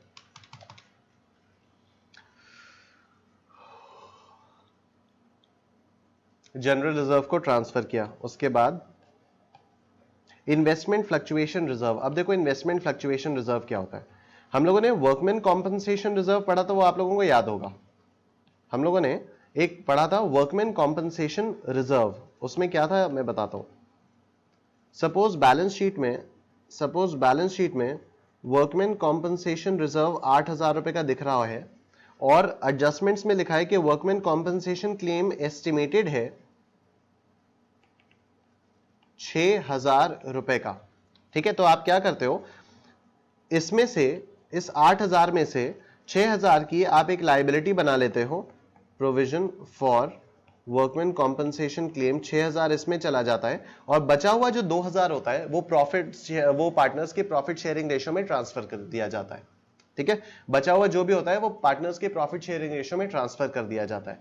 बाई चांस यहां पर 6000 की जगह अगर सपोज 12000 लिखा होता, या अगर 6000 की जगह अगर 12000 लिखा होता, तो जितना भी डिफरेंस है 8000 और 12000 के बीच में 4000 का जो डिफरेंस है वो हम रीवैल्यूएशन से लेके आते हैं। ठीक है, वो हम रीवैल्यूएशन से लेके आते हैं। अच्छा, अब जो इन्वेस्टमेंट फ्लक्चुएशन रिजर्व होता है ना सर, जो इन्वेस्टमेंट फ्लक्चुएशन रिजर्व होता है, इन्वेस्टमेंट फ्लक्चुएशन रिजर्व, जो इन्वेस्टमेंट फ्लक्चुएशन रिजर्व होता है वो एक रिजर्व बनाया जाता है in order to protect ourselves from the fall in the value of investments। यहां पर देखो बैलेंस शीट में अगर यहां इन्वेस्टमेंट फ्लक्चुएशन रिजर्व है तो यहां पर आपको इन्वेस्टमेंट्स भी मिलेंगे ही मिलेंगे। अगर यहां पर इन्वेस्टमेंट फ्लक्चुएशन रिजर्व है तो यहां पर आपको इन्वेस्टमेंट्स भी मिलेंगे ही मिलेंगे। मतलब क्या होगा कि आपने अगर इन्वेस्टमेंट की वैल्यू कम हो जाती है, अगर इन्वेस्टमेंट की वैल्यू बाय चांस कम हो जाती है तो उससे बचने के लिए, उसके एडवर्स इफेक्ट से बचने के लिए आप ये 2400 रुपए का रिजर्व आपने बना के रखा हुआ है। आपने 2,400 रुपए का रिजर्व बना के रखा हुआ है, ठीक है। तो अब अगर मैं कहूं कि इन्वेस्टमेंट की वैल्यू कॉस्ट पे तो यहां पर 10,000 रुपए की दिख रही है, मैं कहूं कि इन्वेस्टमेंट्स की वैल्यू रीवैल्यू कर दो, अब इन्वेस्टमेंट मेरे पास सिर्फ 8,000 रुपए के, अब इन्वेस्टमेंट्स मेरे पास सिर्फ 8,000 रुपए के हैं, मतलब 2,000 रुपए का फॉल हो गया इन्वेस्टमेंट्स की वैल्यू में, 2,000 रुपए का इन्वेस्टमेंट्स की वैल्यू में फॉल हो गया। रिजर्व हमारे पास बचा हुआ है, बना हुआ है 2,400 रुपए का, ठीक है। अगर इन्वेस्टमेंट की कॉस्ट 10,000 है और मैं कह रहा हूं अब इसकी वैल्यू 8,000 कर दो, मतलब इन्वेस्टमेंट्स की वैल्यू में 2,000 रुपए का फॉल हुआ। रिजर्व मेरे पास बना हुआ है 400 रुपए का, तो मैं क्या करूंगा, ये देखो मैं करूंगा इन्वेस्टमेंट फ्लक्चुएशन रिजर्व, मैं डेबिट करूंगा पूरा 2,400 से, ठीक, टू इन्वेस्टमेंट्स 2,000, क्योंकि इन्वेस्टमेंट्स में 2,000 रुपए का फॉल है। अगर ये रिजर्व ना बना होता मेरे पास, अगर ये रिजर्व ना बना होता मेरे पास, तो मुझे पूरा का पूरा रिवैल्यूएशन से करना पड़ता, मुझे पूरा का पूरा रिवैल्यूएशन से करना पड़ता, लेकिन अब रिजर्व बना हुआ है तो मैं रिजर्व से सेट ऑफ कर लूंगा, ठीक। इन्वेस्टमेंट्स 2,000 रुपए का फॉल मैंने रिकॉग्नाइज किया, बचा हुआ ये जो 400 है इसको मैं 2A B C या जो भी है, अमिताभ अमरीश अभिषेक जो भी है ये, ठीक है, इसमें मैं इसको ट्रांसफर कर दूंगा, ठीक है। तो इन्वेस्टमेंट फ्लक्चुएशन रिजर्व बनता है in order to protect ourselves from the fall in the value of investments. यहां पर इन्वेस्टमेंट की कॉस्ट 10,000 रुपए है, अगर मैं बोलूं कि इन्वेस्टमेंट की कॉस्ट आपको रीवैल्यू करके अब 8,000 पे करना है, रीवैल्यूएशन करनी है और इन्वेस्टमेंट की वैल्यू आपको 8,000 पे लानी है, ठीक, तो आपका 2,000 का फॉल हुआ, रिजर्व आपने ऑलरेडी 2,400 रुपए का बना रखा है, तो 2,000 का फॉल आप इस रिजर्व से सेट ऑफ कर सकते हो, और उसके बाद जो 400 रुपए बचा हुआ है उसको आप पार्टनर्स कैपिटल अकाउंट में इनके प्रॉफिट शेयरिंग रेशियो में डिस्ट्रीब्यूट कर दो। यही अगर उल्टा होता, अगर हम कहते हैं नहीं इन्वेस्टमेंट बढ़ गया, अगर इन्वेस्टमेंट की वैल्यू बढ़ गई, अगर इन्वेस्टमेंट की वैल्यू बढ़ गई तो हम कुछ नहीं करते, इन्वेस्टमेंट फ्लक्चुएशन रिजर्व को हम कुछ भी नहीं करते, ये पूरा का पूरा इन्वेस्टमेंट फ्लक्चुएशन रिजर्व ए और बी और सी में चला जाता, और ये जो 2,000 का गेन है ये रिवैल्यूएशन में हम लोग गेन रिकॉग्नाइज कर लेते। अगर इन्वेस्टमेंट की वैल्यू बढ़ जाती, अगर इन्वेस्टमेंट की वैल्यू बढ़ जाती तब तो ये रिजर्व फालतू बना हुआ है ना 2,400 रुपए का, और अगर ये रिजर्व फालतू बना हुआ है तो इसको ट्रांसफर करो सीधा ए बी और सी में, राइट, इसको सीधा ए बी और सी में ट्रांसफर करो, और ये जितना भी 2,000 का इंक्रीज हुआ है इसको रीवैल्यूएशन में यहां दिखा दो बाई इन्वेस्टमेंट्स। ऐसा हमने कई सारे क्वेश्चन में किया भी हुआ है, बाई इन्वेस्टमेंट्स। याद करो जिन जिन क्वेश्चंस में इन्वेस्टमेंट फ्लक्चुएशन रिजर्व नहीं होता था उनमें अगर इन्वेस्टमेंट्स की वैल्यू गिरती थी तो हम रीवैल्यूएशन अकाउंट में यहां लिखते थे टू इन्वेस्टमेंट्स, ठीक है। लेकिन अब यहां पर इन्वेस्टमेंट फ्लक्चुएशन रिजर्व ऑलरेडी बना हुआ है तो हम यहां पर रीवैल्यूएशन में लेके नहीं जाएंगे इसको, हम इसको इन्वेस्टमेंट फ्लक्चुएशन रिजर्व से सेट ऑफ करेंगे और जितना भी बचा हुआ बैलेंस होगा उसको ए बी और सी में इनके प्रॉफिट शेयरिंग रेशियो में डिस्ट्रीब्यूट कर दिया जाएगा, ठीक है। तो अब देखो क्वेश्चन क्या कह रहा है, क्वेश्चन में इन्वेस्टमेंट्स के बारे में क्या इंफॉर्मेशन है, क्वेश्चन में इंफॉर्मेशन है investment B valued eight 6% less than cost, 6% less than cost, 10,000 की कॉस्ट थी, 10,000 की कॉस्ट थी, इस पे 6/12, इस पे 6/100, 6% लेस देन कॉस्ट, तो 10,000 की कॉस्ट थी, इस पे 6% कितना आएगा 600 रुपए, ठीक है। तो इन्वेस्टमेंट की नई वैल्यू क्या है 10,000 माइनस 600, बेसिकली सिर्फ 600 रुपए का फॉल इन्वेस्टमेंट में हुआ है, इन्वेस्टमेंट की वैल्यू में सिर्फ 600 रुपए का फॉल हुआ है। हमने रिजर्व तो 2,400 का बना रखा है, हमने रिजर्व 2,400 का बना रखा है, तो इस पूरे को हम लोग डेबिट करेंगे, इन्वेस्टमेंट को हम लोग 600 से क्रेडिट करेंगे क्योंकि इन्वेस्टमेंट की वैल्यू 600 से गिरी है, और जितना भी बैलेंस होगा उसको हम लोग अमिताभ अभिषेक और अमरीश में इनके प्रॉफिट शेयरिंग रेशियो में बांट देंगे, ठीक है। तो यहां पर हम लोग एंट्रीज करेंगे, सेकेंड एंट्री अपनी होगी investment fluctuation reserve account debit to investments account, ये 6% ऑफ 10,000, ठीक, to Amitabh's capital account to Abhishek's capital account और to Amrish's capital account.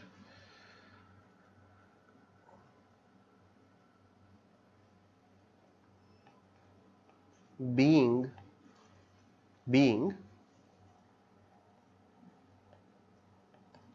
investments revalued and balance of investment fluctuation reserve transferred to partners capital accounts। 2400 से ये पूरा debit होगा, 600 से ये credit होगा, तो 2400 माइनस 600 1800 आया, डिवाइडेड बाई 3 आया 600 600 600, तो 600 600 और 600 ये हो गया sir investment fluctuation reserve. I hope आप समझ में आ गया। This is the reserve that we create in order to protect ourselves from the fall in the value of investments. ठीक है, इन्वेस्टमेंट फ्लक्चुएशन रिजर्व इसलिए बनाया जाता है जिससे इन्वेस्टमेंट की वैल्यू अगर गिरती है तो उससे हम अपने आप को प्रोटेक्ट कर पाए।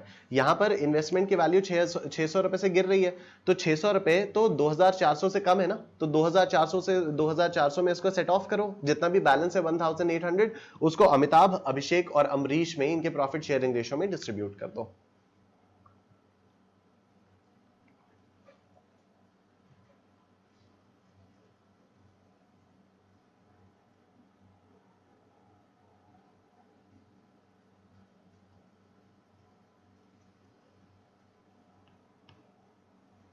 Next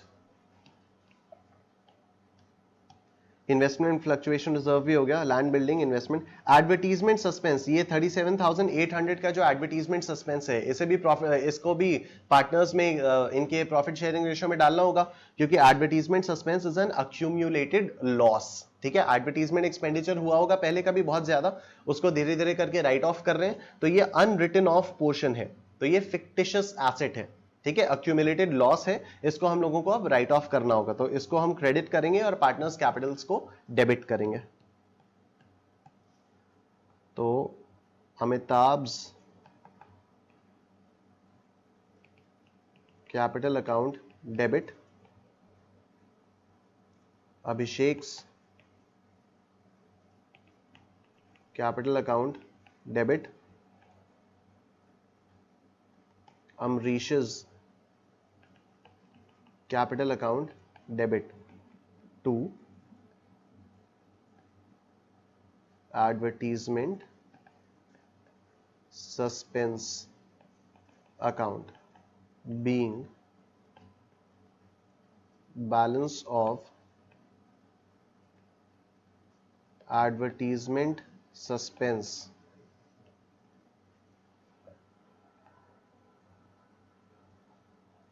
transferred to partners capital accounts।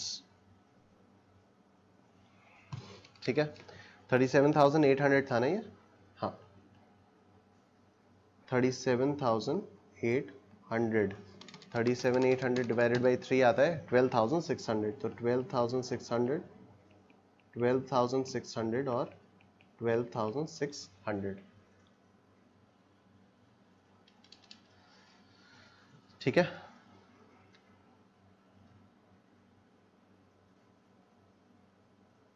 अमिताभ's capital account debit 12,600, Abhishek's capital account debit 12,600, Amrish's capital account debit 12,600 to advertisement suspense account 37,800। Advertisement suspense account वही अपना डेफर्ड रेवेन्यू एक्सपेंडिचर है, एडवर्टीजमेंट के लिए बहुत सारा पैसा एक बार खर्च किया, उसको धीरे धीरे करके राइट ऑफ कर रहे हैं, तो जितना भी अनरिटन ऑफ पोर्शन है वो बैलेंस शीट में दिखाई दे रहा है, अक्यूमुलेटेड लॉस है, इसे राइट ऑफ करना होगा। Next, life policy at surrender value. ठीक है, तो लाइफ पॉलिसी वाला एडजस्टमेंट भी कर लेते हैं।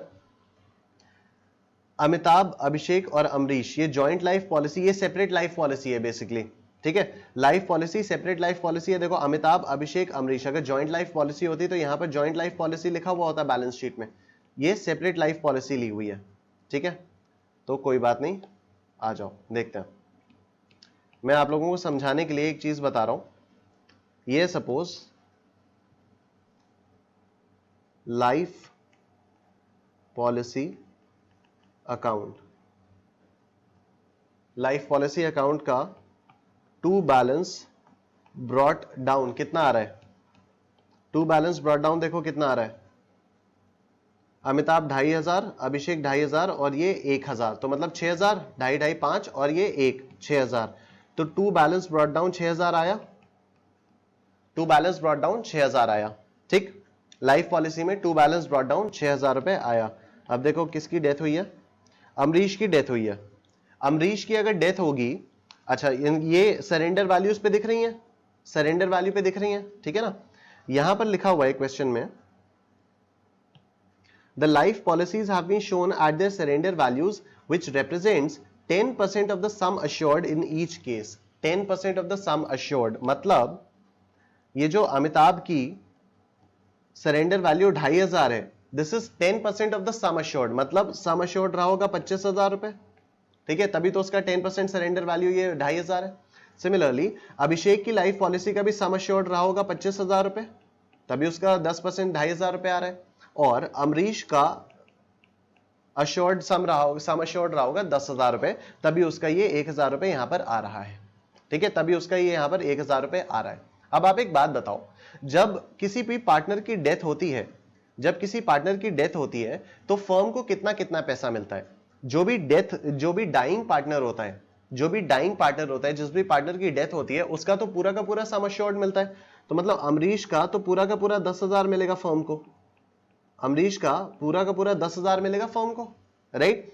और अमिताभ का 2,500 मिलेगा और अभिषेक का 2,500 मिलेगा, सरेंडर वैल्यूज मिलेंगी। ठीक है, अमिताभ का 2,500 मिलेगा और अभिषेक का 2,500 मिलेगा, राइट। अमिताभ का 2,500 और अभिषेक का 2,500, तो यहां पर मैं कर सकता हूं by insurance company 10,000 plus 2,500 plus 2,500। ठीक, तो ये कितना आया? 10,000 plus 2,500 plus 2,500, this comes to 15,000, this comes to 15,000। ठीक है, और अब to Amitabh's capital account, to Abhishek's capital account और to Amrish's capital account. To Amitabh's capital account, to Abhishek's capital account और टू अमरीश's कैपिटल अकाउंट। कितना आएगा? 15,000 माइनस 6,000, यह आया 9,000 डिवाइडेड बाई 3, तो 3,000, 3,000 और 3,000। इसी तरह से होता है 15,000, 15,000, राइट। ठीक है सर, तो इंश्योरेंस कंपनी या बैंक कर दो इसको, जो भी चाहो, इंश्योरेंस कंपनी या बैंक, इंश्योरेंस कंपनी लिखे रहने दो, इंश्योरेंस कंपनी। 15,000 इसको मिलेगा फर्म को, तो 15,000 यहां पर डेबिट होगा, insurance company debit to life policy account, और फिर life policy account debit to Amitabh's capital, to Abhishek's capital, to Amrish's capital. ठीक है, तो आओ इसकी एंट्रीज करते हैं।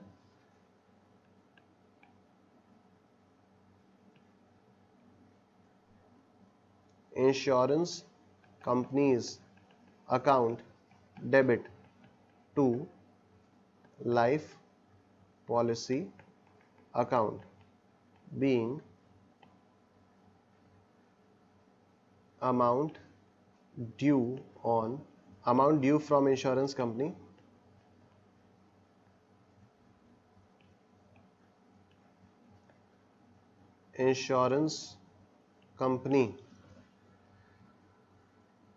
on Amrish's death, 10,000 maturity value of Amrish plus 2,500 surrender value of Amitabh plus 2,500 surrender value of Abhishek.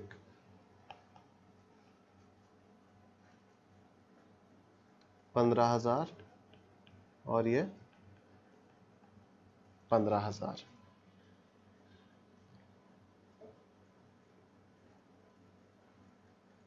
Being amount due from insurance company on Amrish's death, 10,000 maturity, 10,000 maturity value of Amrish plus 2,500 surrender value of Amitabh plus 2,500 surrender value of Abhishek. ठीक है.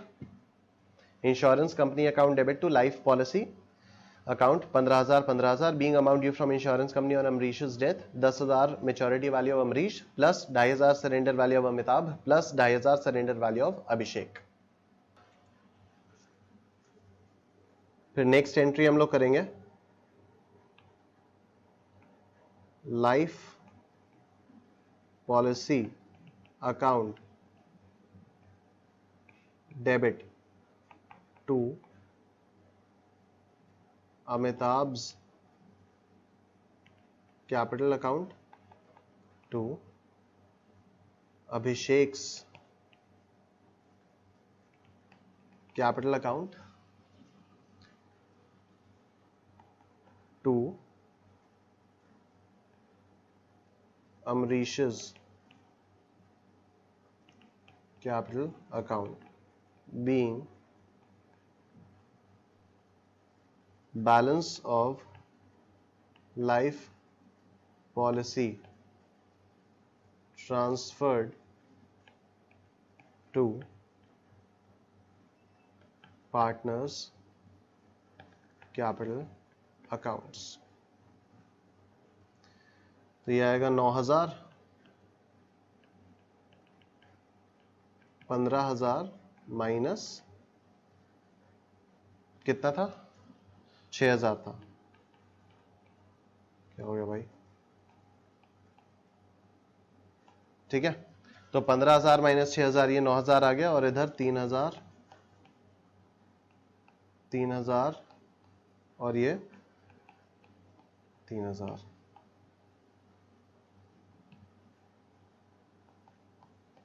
3,000 और 3,000.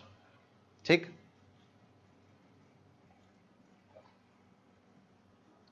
Life policy account debit 9,000 से, 15,000 minus 6,000 तो 9,000. To Amitabh's capital account 3,000, to Abhishek's capital account 3,000, to Amrish's capital account 3,000. Life policy वाला भी काम खत्म हुआ. आगे देखते हैं.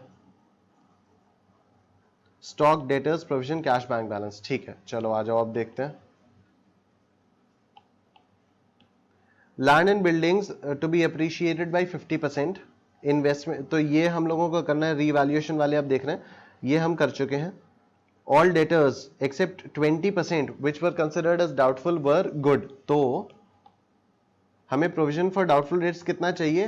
20,000 का 20%. तो 20,000 का 20% आता है 4,000. ठीक है, 4,000 का प्रोविजन फॉर डाउटफुल डेट्स हम लोगों को चाहिए. हमारे पास ऑलरेडी 1,600 का प्रोविजन फॉर डाउटफुल डेट्स बना हुआ है. ठीक है, हमारे पास ऑलरेडी 1,600 का प्रोविजन फॉर डाउटफुल डेट्स बना हुआ है.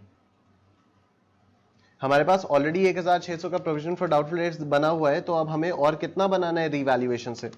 4,000 माइनस 1,600 मतलब 2,400 का. हमें अब और 2,400 रुपए का प्रोविजन फॉर डाउटफुल डेट्स बनाना है रीवैल्यूएशन से. ठीक है. Stock to be reduced by 94%. अच्छा, यहां पर रीवैल्यूएशन क्रेडिट होगा, यहां पर रीवैल्यूएशन क्रेडिट होगा, यहां पर रीवैल्यूएशन डेबिट होगा. ठीक है, यहां पर रीवैल्यूएशन डेबिट होगा और फिर गुडविल और ये प्रॉफिट तो सब ठीक है, राइट। तो रिवैल्यूएशन डेबिट वाली एंट्रीज पहले कर लेते हैं, उसके बाद रिवैल्यूएशन क्रेडिट वाली एंट्रीज कर लेंगे, या रिवैल्यूएशन क्रेडिट वाली ही पहले कर लेते हैं। तो land and buildings to be appreciated by 50%, land and buildings हैं कितने की, 74,000 की। तो आ जाओ एंट्री करते हैं। सिक्स्थ एंट्री हमारी आएगी land and buildings account debit 50% of 74,000, यही है ना, 74,000 का 50%, तो 74,000 का 50% आता है 37,000 to revaluation account 37,000 being land and buildings account debit to revaluation account 37,000 being land and buildings revalued, being land and buildings revalued।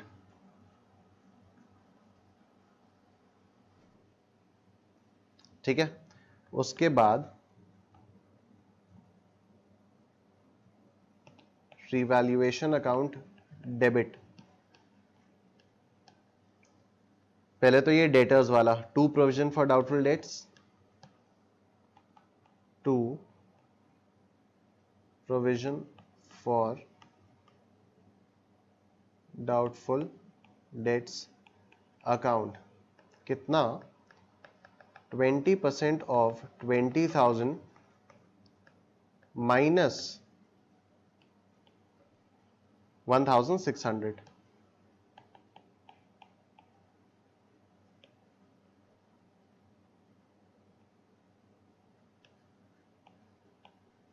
%20 of 20,000 minus 1,600, तो 20,000 का 20% minus 1,600 comes to 2,400।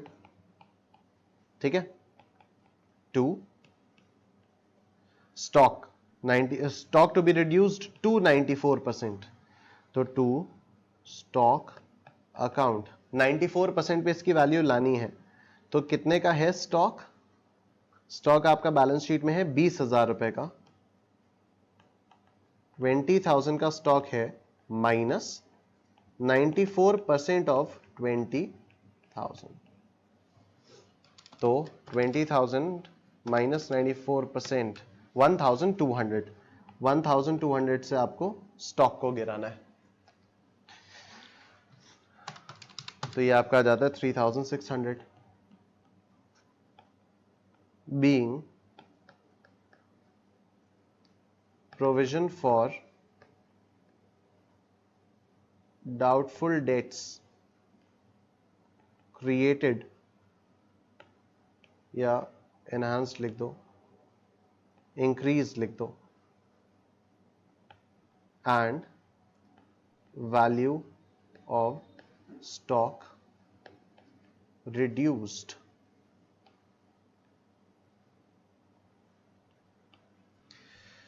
being provision for doubtful debts increased and value of stock reduced,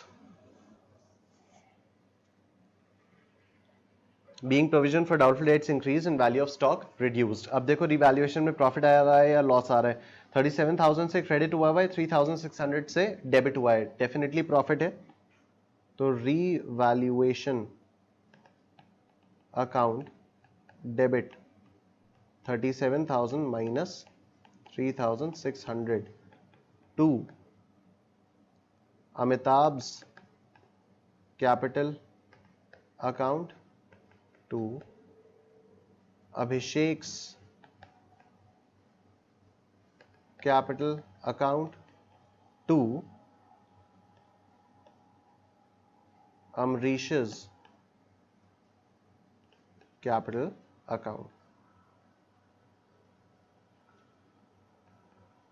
being profit on revaluation, being profit on revaluation transferred to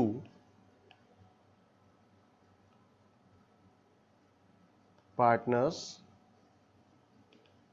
capital accounts 37,000 minus 3,600 this comes to 33,400 कुछ और तो नहीं था revaluation में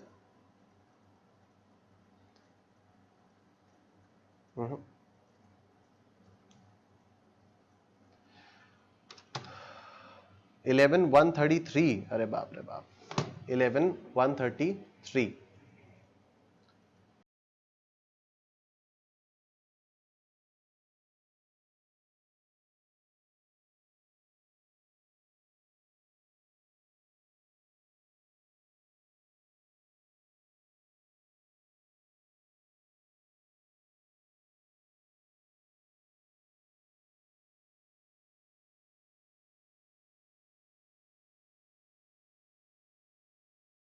ठीक है being profit on revaluation transfer to partners capital accounts 33,400 तो ये हो गया 11,133 11,133 11,133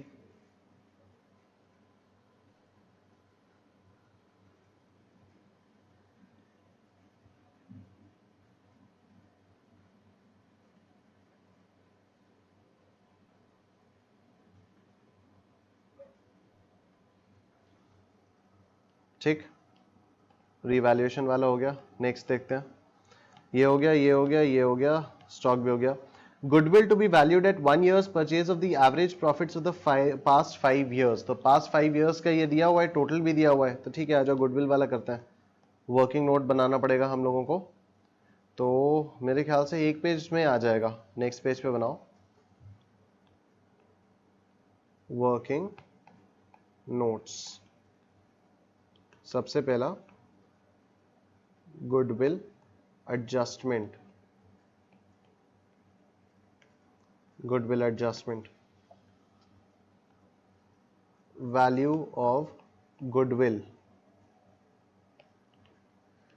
पास्ट 5 years के प्रॉफिट्स भी दिए हुए हैं उनका टोटल भी दिया हुआ है कोई एडजस्टमेंट नहीं है तो 1,05,000 ये दिया ही हुआ है टोटल तो 1,05,000 डिवाइडेड बाई 5 ये एवरेज आया into 1 number of years purchase ही आ गया तो 1,05,000 डिवाइडेड बाई 5 गुडविल आई आपकी 21,000 की ठीक है इसमें अमरीश's शेयर 1/3 ऑफ 21,000 तो ये आया 7,000 ठीक है this is to be shared equally between Amitabh and Abhishek ठीक है this is to be shared equally between Amitabh and Abhishek gaining ratio उनका इक्वली होगा तो गुडविल एडजस्टमेंट में वैल्यू ऑफ गुडविल आपने की 1,05,000 divided by 5 into 1 is equal to 21,000 Amrish का share आया 1/3 of 21,000 which is 7,000 this is to be shared equally between Amitabh and Abhishek तो आ जाओ करो 9th जर्नल एंट्री होगी आपकी Amitabh's capital account debit 3,500 अभिषेक्स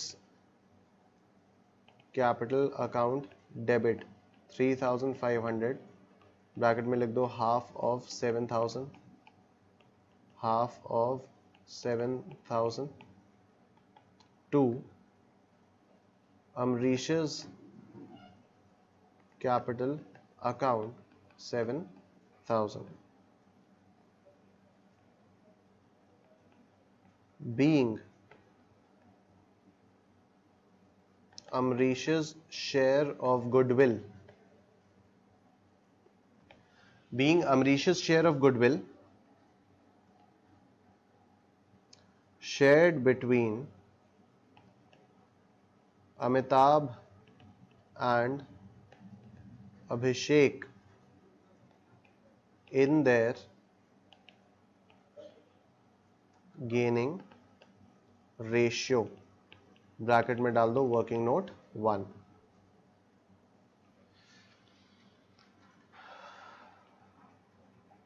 Being Amrish's share of goodwill shared between Amitabh and Abhishek in their gaining ratio, bracket में डाल दो working note 1।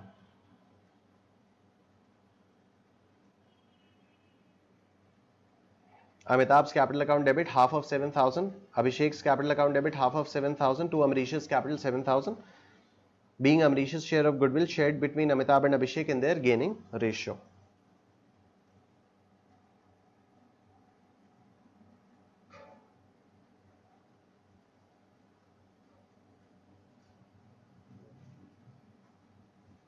ठीक है, अब आएगी अपनी 10th जर्नल एंट्री। देखो 10th जर्नल एंट्री क्या कहता है, गुडविल वाला एडजस्टमेंट हमने कर लिया।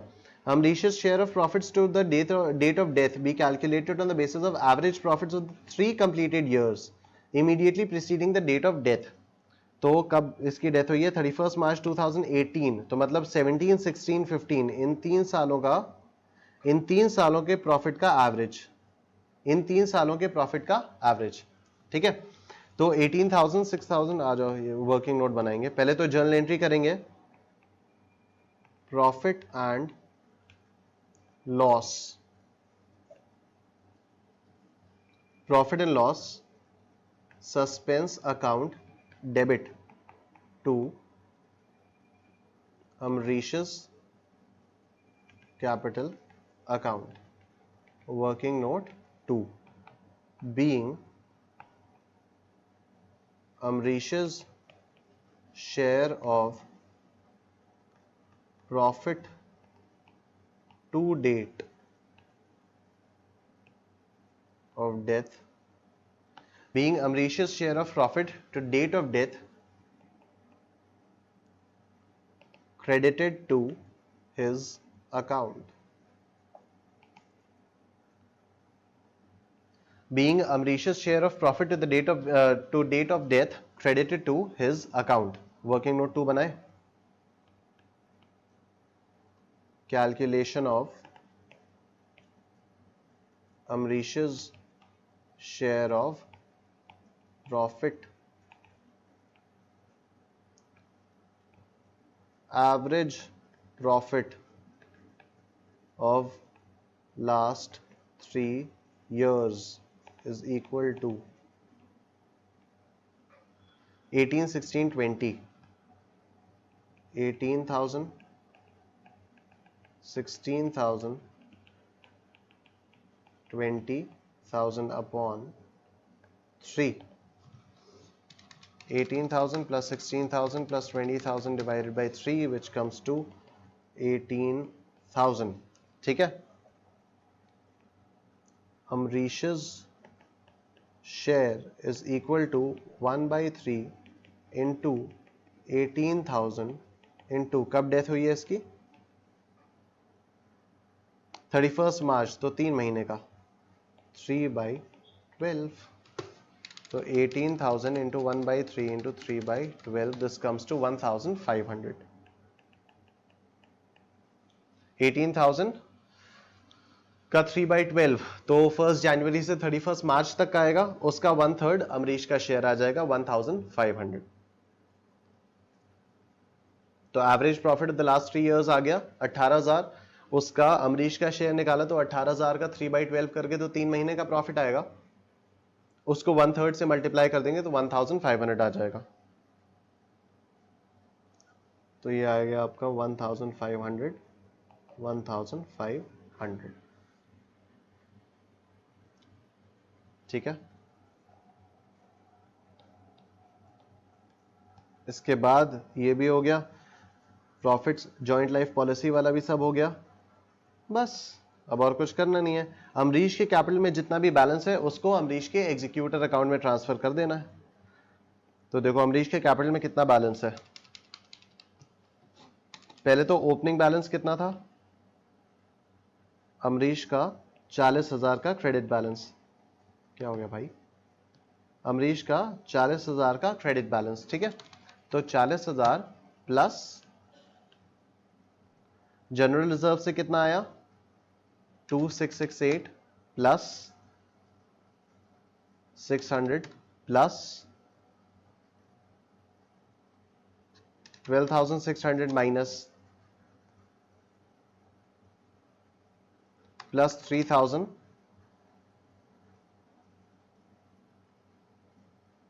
Plus 11,134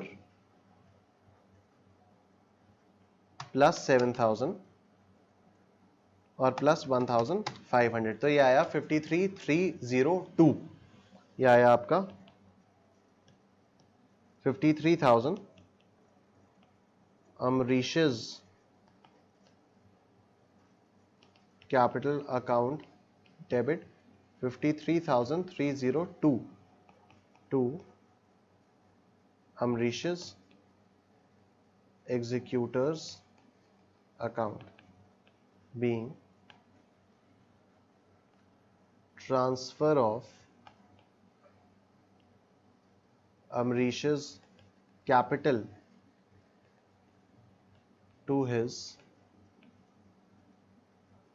executor's account.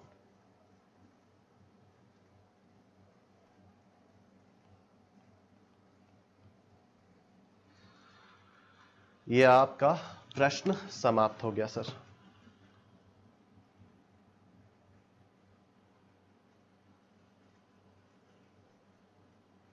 Amrish's capital account debit to Amrish's executor's account 53,302 53,302।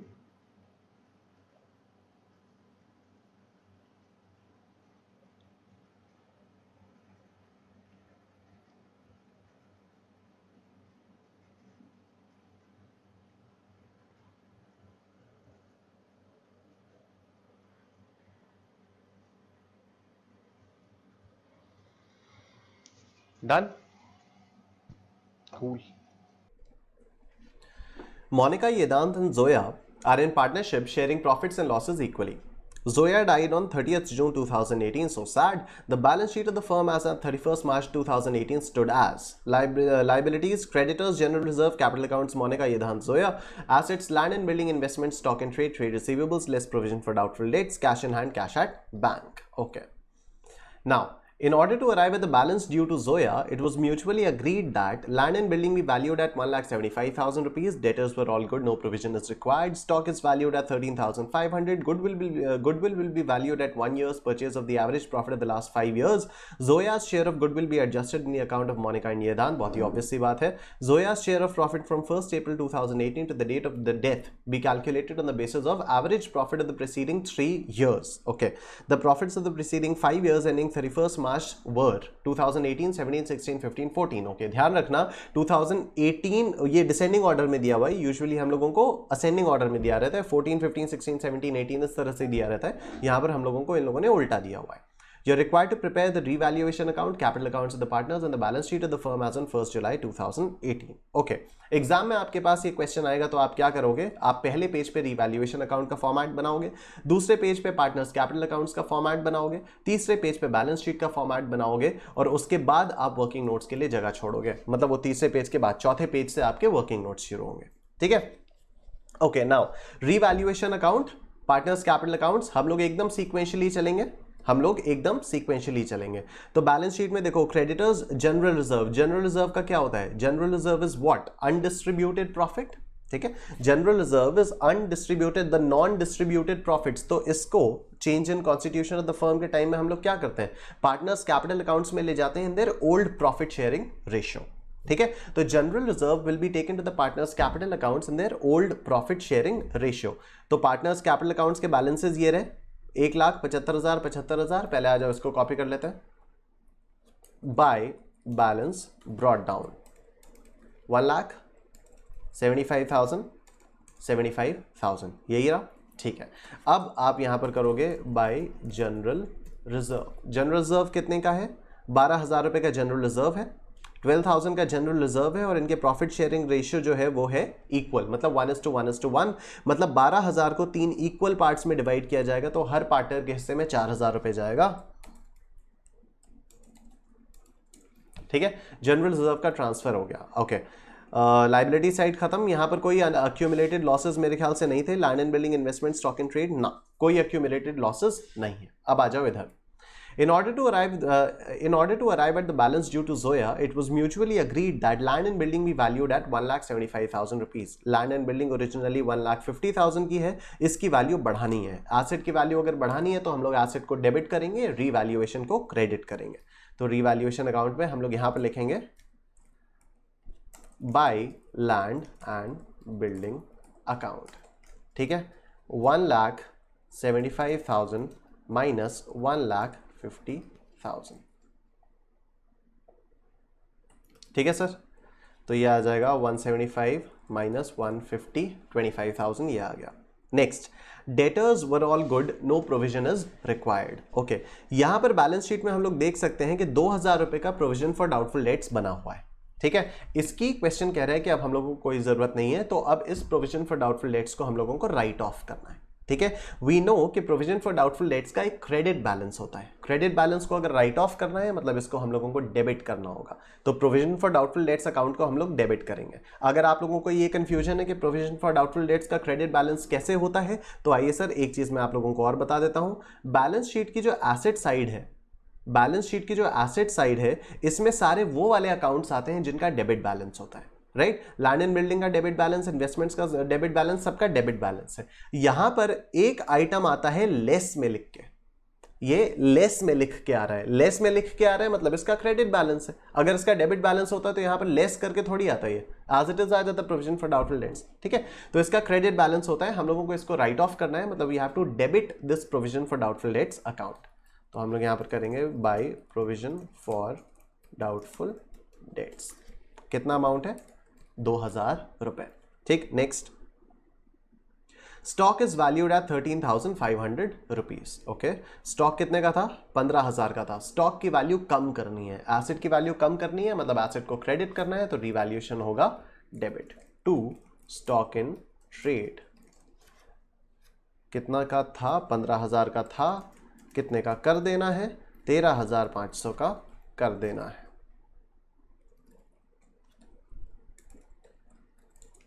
ठीक, 1,500 का ये आ गया स्टॉक इन ट्रेड. उसके बाद goodwill will be valued at 1 years purchase of the average profit. ठीक है, मतलब रीवैल्यूएशन के सारे आइटम्स हमारे कंप्लीट हो जाते हैं. ठीक है, नीचे कोई भी और आइटम रीवैल्यूएशन से रिलेटेड नहीं है, तो रीवैल्यूएशन के सारे आइटम्स हमारे कंप्लीट हो जाते हैं. तो आ जाओ, रीवैल्यूएशन से जो भी प्रॉफिट या लॉस आया उसको हम लोग पार्टनर्स कैपिटल अकाउंट्स में डिस्ट्रीब्यूट कर देते हैं. ठीक है, तो ये आ जाएगा to profit transferred to Monica's capital account.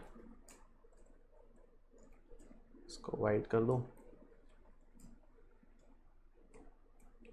ठीक है, ये आ जाएगा ये धांस कैपिटल अकाउंट, और ये आ जाएगा जोयाज कैपिटल अकाउंट. ठीक है, this minus this divided by 3. Right, ये equal, profit sharing ratio equal है, तो ये इनके प्रॉफिट्स आ जाएंगे 8,500, 8,500, 8,500. यहां पर आपका रीवैल्यूएशन अकाउंट बनके कंप्लीट हो जाता है. ठीक, ये जो प्रॉफिट्स हम लोगों ने यहां पर कैपिटल अकाउंट्स में ट्रांसफर किए हैं, आ जाओ इसका इफेक्ट हम लोग यहां पर भी दिखा देते हैं. तो ये आ जाएगा बाय रीवैल्यूएशन अकाउंट 8,500, 8,500, 8,500. ठीक है सर, पार्टनर्स कैपिटल अकाउंट्स में भी हम लोगों ने 3 आइटम्स भर लिए हैं. 3 आइटम्स हम लोग भर चुके हैं. ये फायदा होता है सीक्वेंशियली चलने का. रिवैल्यूएशन अकाउंट आपका एकदम सही से खत्म हो चुका है. पार्टनर्स कैपिटल अकाउंट्स में भी बैलेंस शीट के जितने आइटम्स है वो आप ऑलरेडी ट्रांसफर कर चुके हैं. रिवैल्यूएशन से रिलेटेड जितना भी सामान था वो आप ऑलरेडी ट्रांसफर कर चुके हो. ठीक है, आप क्वेश्चन में सीक्वेंशियली चल रहे हो. अच्छा, अब goodwill will be valued at 1 years purchase of the average profit of the past 5 years. तो आ जाओ, इसके लिए एक वर्किंग नोट बनाया जाए. वर्किंग नोट ये रहा, गुडविल एडजस्टमेंट. पिछले 5 सालों के एवरेज प्रॉफिट्स को 1 ईयर्स परचेज में करना है. पिछले 5 सालों के प्रॉफिट्स यहां पर दिए हुए. ठीक है, तो 2014, 15, 16, 17, 18 और यहां पर आएगा आपका टोटल. ठीक है, 2014 में ये है 28,750. उसके बाद 2015 का 35,000, 2016 22,500, 2017 is 20,000 and 2018 is 25,000. इसका टोटल आ गया 131,250. ठीक है, गुडविल ऑफ द फर्म कैसे आएगी, गुडविल ऑफ द फर्म आएगी, पहले तो 131,250 का एवरेज लेना होगा, 5 से डिवाइड करेंगे तो ये हो जाएगा 131,250 डिवाइडेड बाय 5, ठीक है। ये तो एवरेज प्रॉफिट्स आ गए इनटू 1, क्योंकि नंबर ऑफ ईयर्स परचेज 1 था, तो दिस डिवाइडेड बाय 5 इंटू 1, या आया 26,250। ये तो आया गुडविल ऑफ द फर्म, ठीक है। हमें तो जोया का गुडविल का शेयर निकालना है ना, और जोया का शेयर ऑफ गुडविल कैसे आएगा, इसको जोया के प्रॉफिट शेयरिंग रेशियो से मल्टीप्लाई कर देंगे। जोया का प्रॉफिट शेयर कितना था, 1/3।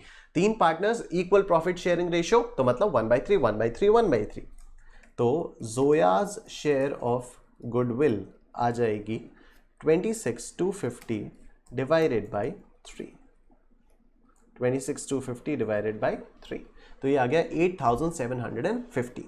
ये आ गया Zoya's share of goodwill 8,750। Okay, now Zoya की डेथ हो गई है, जोया की डेथ हो गई है मतलब जोया सैक्रिफाइसिंग पार्टनर है और मोनिका और येदांत गेनिंग पार्टनर्स हैं, ठीक है। मोनिका और येदांत गेनिंग पार्टनर्स हैं।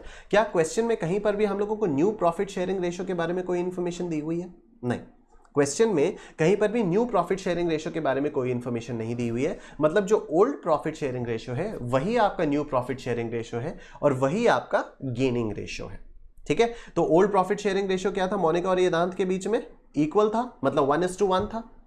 मोनिका और येदांत में ओल्ड प्रॉफिट शेयरिंग रेशियो क्या था, इक्वल था, मतलब 1:1, ठीक है। यही इनका न्यू प्रॉफिट शेयरिंग होगा 1:1 और यही इनका गेनिंग रेशियो होगा 1:1, ठीक है। तो ये जो जोया का शेयर ऑफ गुडविल है, जोया का जो शेयर ऑफ गुडविल है, जोया को ये दोनों मोनिका और येदांत जब कॉम्पनसेट करेंगे तो 1:1 में कॉम्पनसेट करेंगे, ठीक है। तो यहां पर हम लोग करेंगे Monika's capital account debit, Vedant capital account debit, कितना आएगा 8,750 डिवाइडेड बाई 2, और यही वाली चीज यहां पर भी आएगी, ठीक है।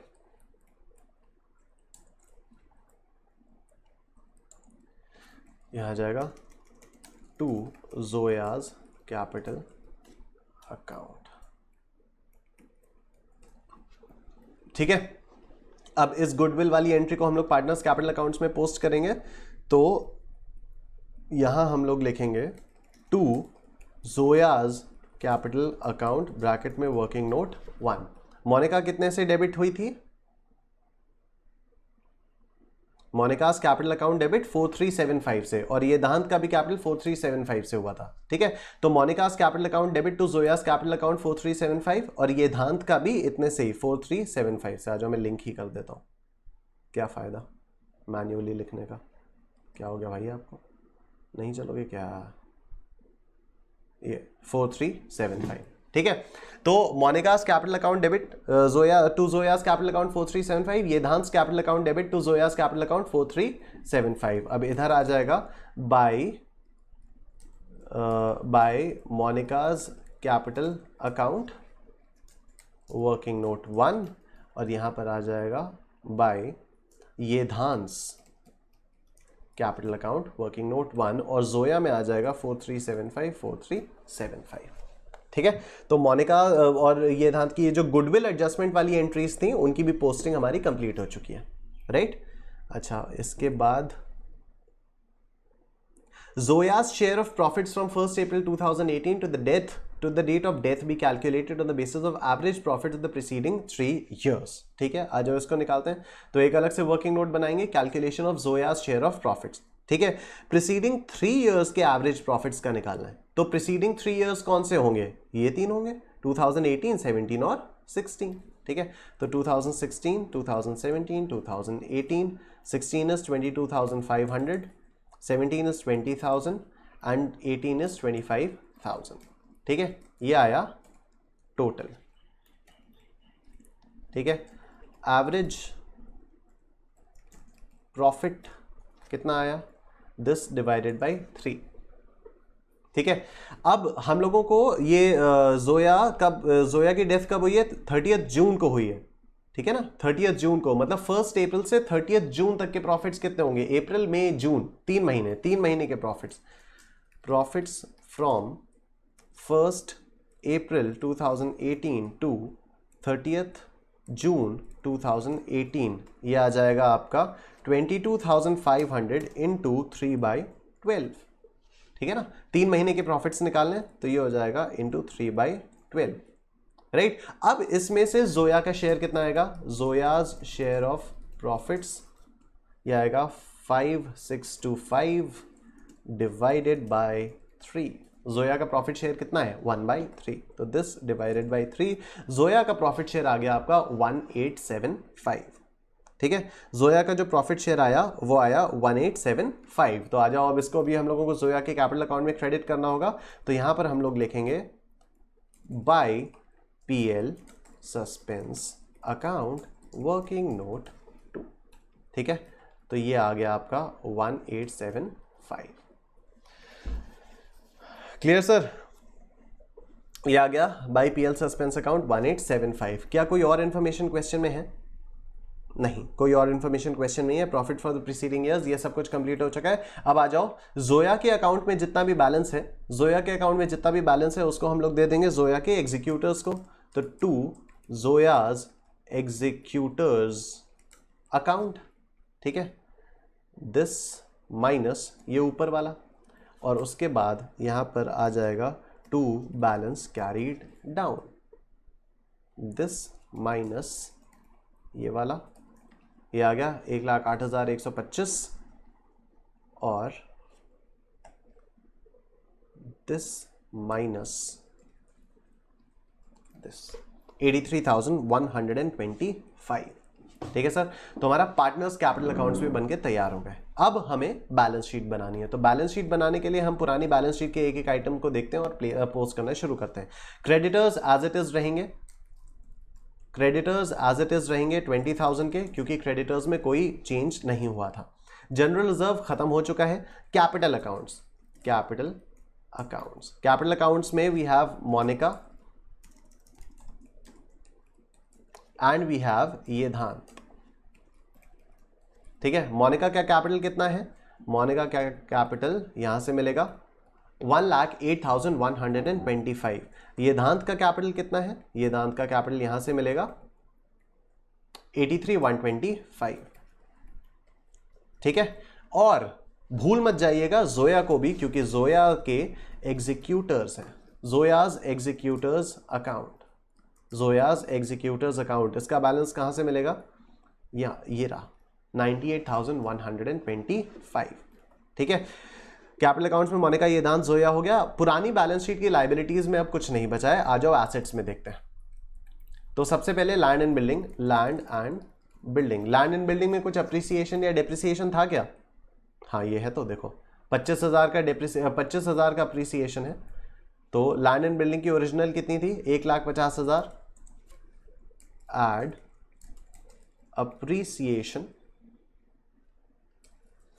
एड अप्रिसिएशन कितना का, 25,000 का अप्रिसिएशन हो गया, तो ये आ जाएगा 1,75,000। नेक्स्ट इन्वेस्टमेंट्स, क्या इन्वेस्टमेंट्स में कोई चेंज था? I don't think so. Investments में कोई चेंज था? नहीं, इन्वेस्टमेंट्स में कोई चेंज नहीं था। कहाँ गया, ये रहा, इन्वेस्टमेंट में कोई चेंज नहीं था, तो ये हो जाएगा 65,000। Next stock in trade, stock in trade में तो चेंज था। स्टॉक इन ट्रेड कितना है, 15,000 का है। लेस रीवैल्यूड कितना, 1500 से स्टॉक इन ट्रेड को गिराया गया, 1500 से स्टॉक इन ट्रेड को गिराया गया, तो अब स्टॉक इन ट्रेड है 13,500 का। उसके बाद ट्रेड रिसीवेबल्स, ठीक है, ट्रेड रिसीवेबल्स 35,000 माइनस 2,000, लेकिन ये प्रोविजन फॉर डाउटफुल डेट्स को तो हम राइट ऑफ कर चुके हैं, तो अब ट्रेड रिसीवेबल्स हो जाएंगे हमारे पास 35,000 के, ठीक। उसके बाद cash in hand, cash at bank से पहले एक चीज और हम लोगों को ध्यान देनी है कि रीवैल्यूएशन अकाउंट का कोई ऐसी चीज तो नहीं है जो बैलेंस शीट में जानी चाहिए। स्टॉक इन ट्रेड हो चुका, लैंड एंड बिल्डिंग हो चुका, प्रोविजन फॉर डाउटफुल डेट्स हटा चुके, ये पार्टनर्स कैपिटल के थ्रू जा चुका। रीवैल्यूएशन अकाउंट की ऐसी कोई भी चीज नहीं है जिसको बैलेंस शीट में हम लोगों को लेके जाना है। पार्टनर्स कैपिटल अकाउंट्स में आओ, देखो जोया ये तो हो चुका, जोया के एग्जीक्यूटर का बैलेंस हम लोग डाल चुके हैं, बैलेंस कैरीड डाउन हम लोग डाल चुके हैं। क्या इधर कुछ है? बैलेंस ब्रॉट डाउन नहीं, जनरल रिजर्व नहीं, रीवैल्यूएशन अकाउंट नहीं, मोनिकास कैपिटल अकाउंट, ये तो गुडविल वाला एडजस्टमेंट है तो ये भी हो चुका। बाय पीएल सस्पेंस अकाउंट, ठीक है। तो बैलेंस शीट में एसेट साइड में यहां पर आएगा PL suspense account. PL suspense account कितने का आएगा? पीएल सस्पेंस अकाउंट आएगा आपका 1875 का, ठीक है। बाई पीएल सस्पेंस अकाउंट, इसका बैलेंस भी तो जाएगा ना, और ये पीएल सस्पेंस अकाउंट डेबिट हुआ है, डेबिट बैलेंसेस कहां जाते हैं? बैलेंस शीट की एसेट साइड जाते हैं, तो ये हो गया 1875। अब आप ये cash in hand cash at bank कर लो। कैश इन हैंड कितना? 7000, क्योंकि कोई इसमें चेंज हुआ नहीं, और cash at bank 12000। Balance sheet आपकी टैलीड है सर, ठीक है, बैलेंस शीट आपकी टैलीड है। Well, so this completes our partnership का पूरा रिवीजन हम लोगों ने कर लिया है, और अच्छा खासा इसमें मतलब बहुत डिटेल्ड रिवीजन हुआ है आप लोगों के साथ, ऐसे बस ऊपर ऊपर से नहीं हुआ है। तो अब आप लोग इसकी प्रैक्टिस करिए, कोई भी दिक्कत होती है तो you can always reach out to me. Here is my WhatsApp number 8447757167, so you can reach out to me. You have to practice the study material, you have to practice the scanner, you have to practice the mock test papers and the revision test papers and everything. All right sir, take care. मैं आप लोगों से कल मिलता हूँ। Good night, अपना ख्याल रखिए।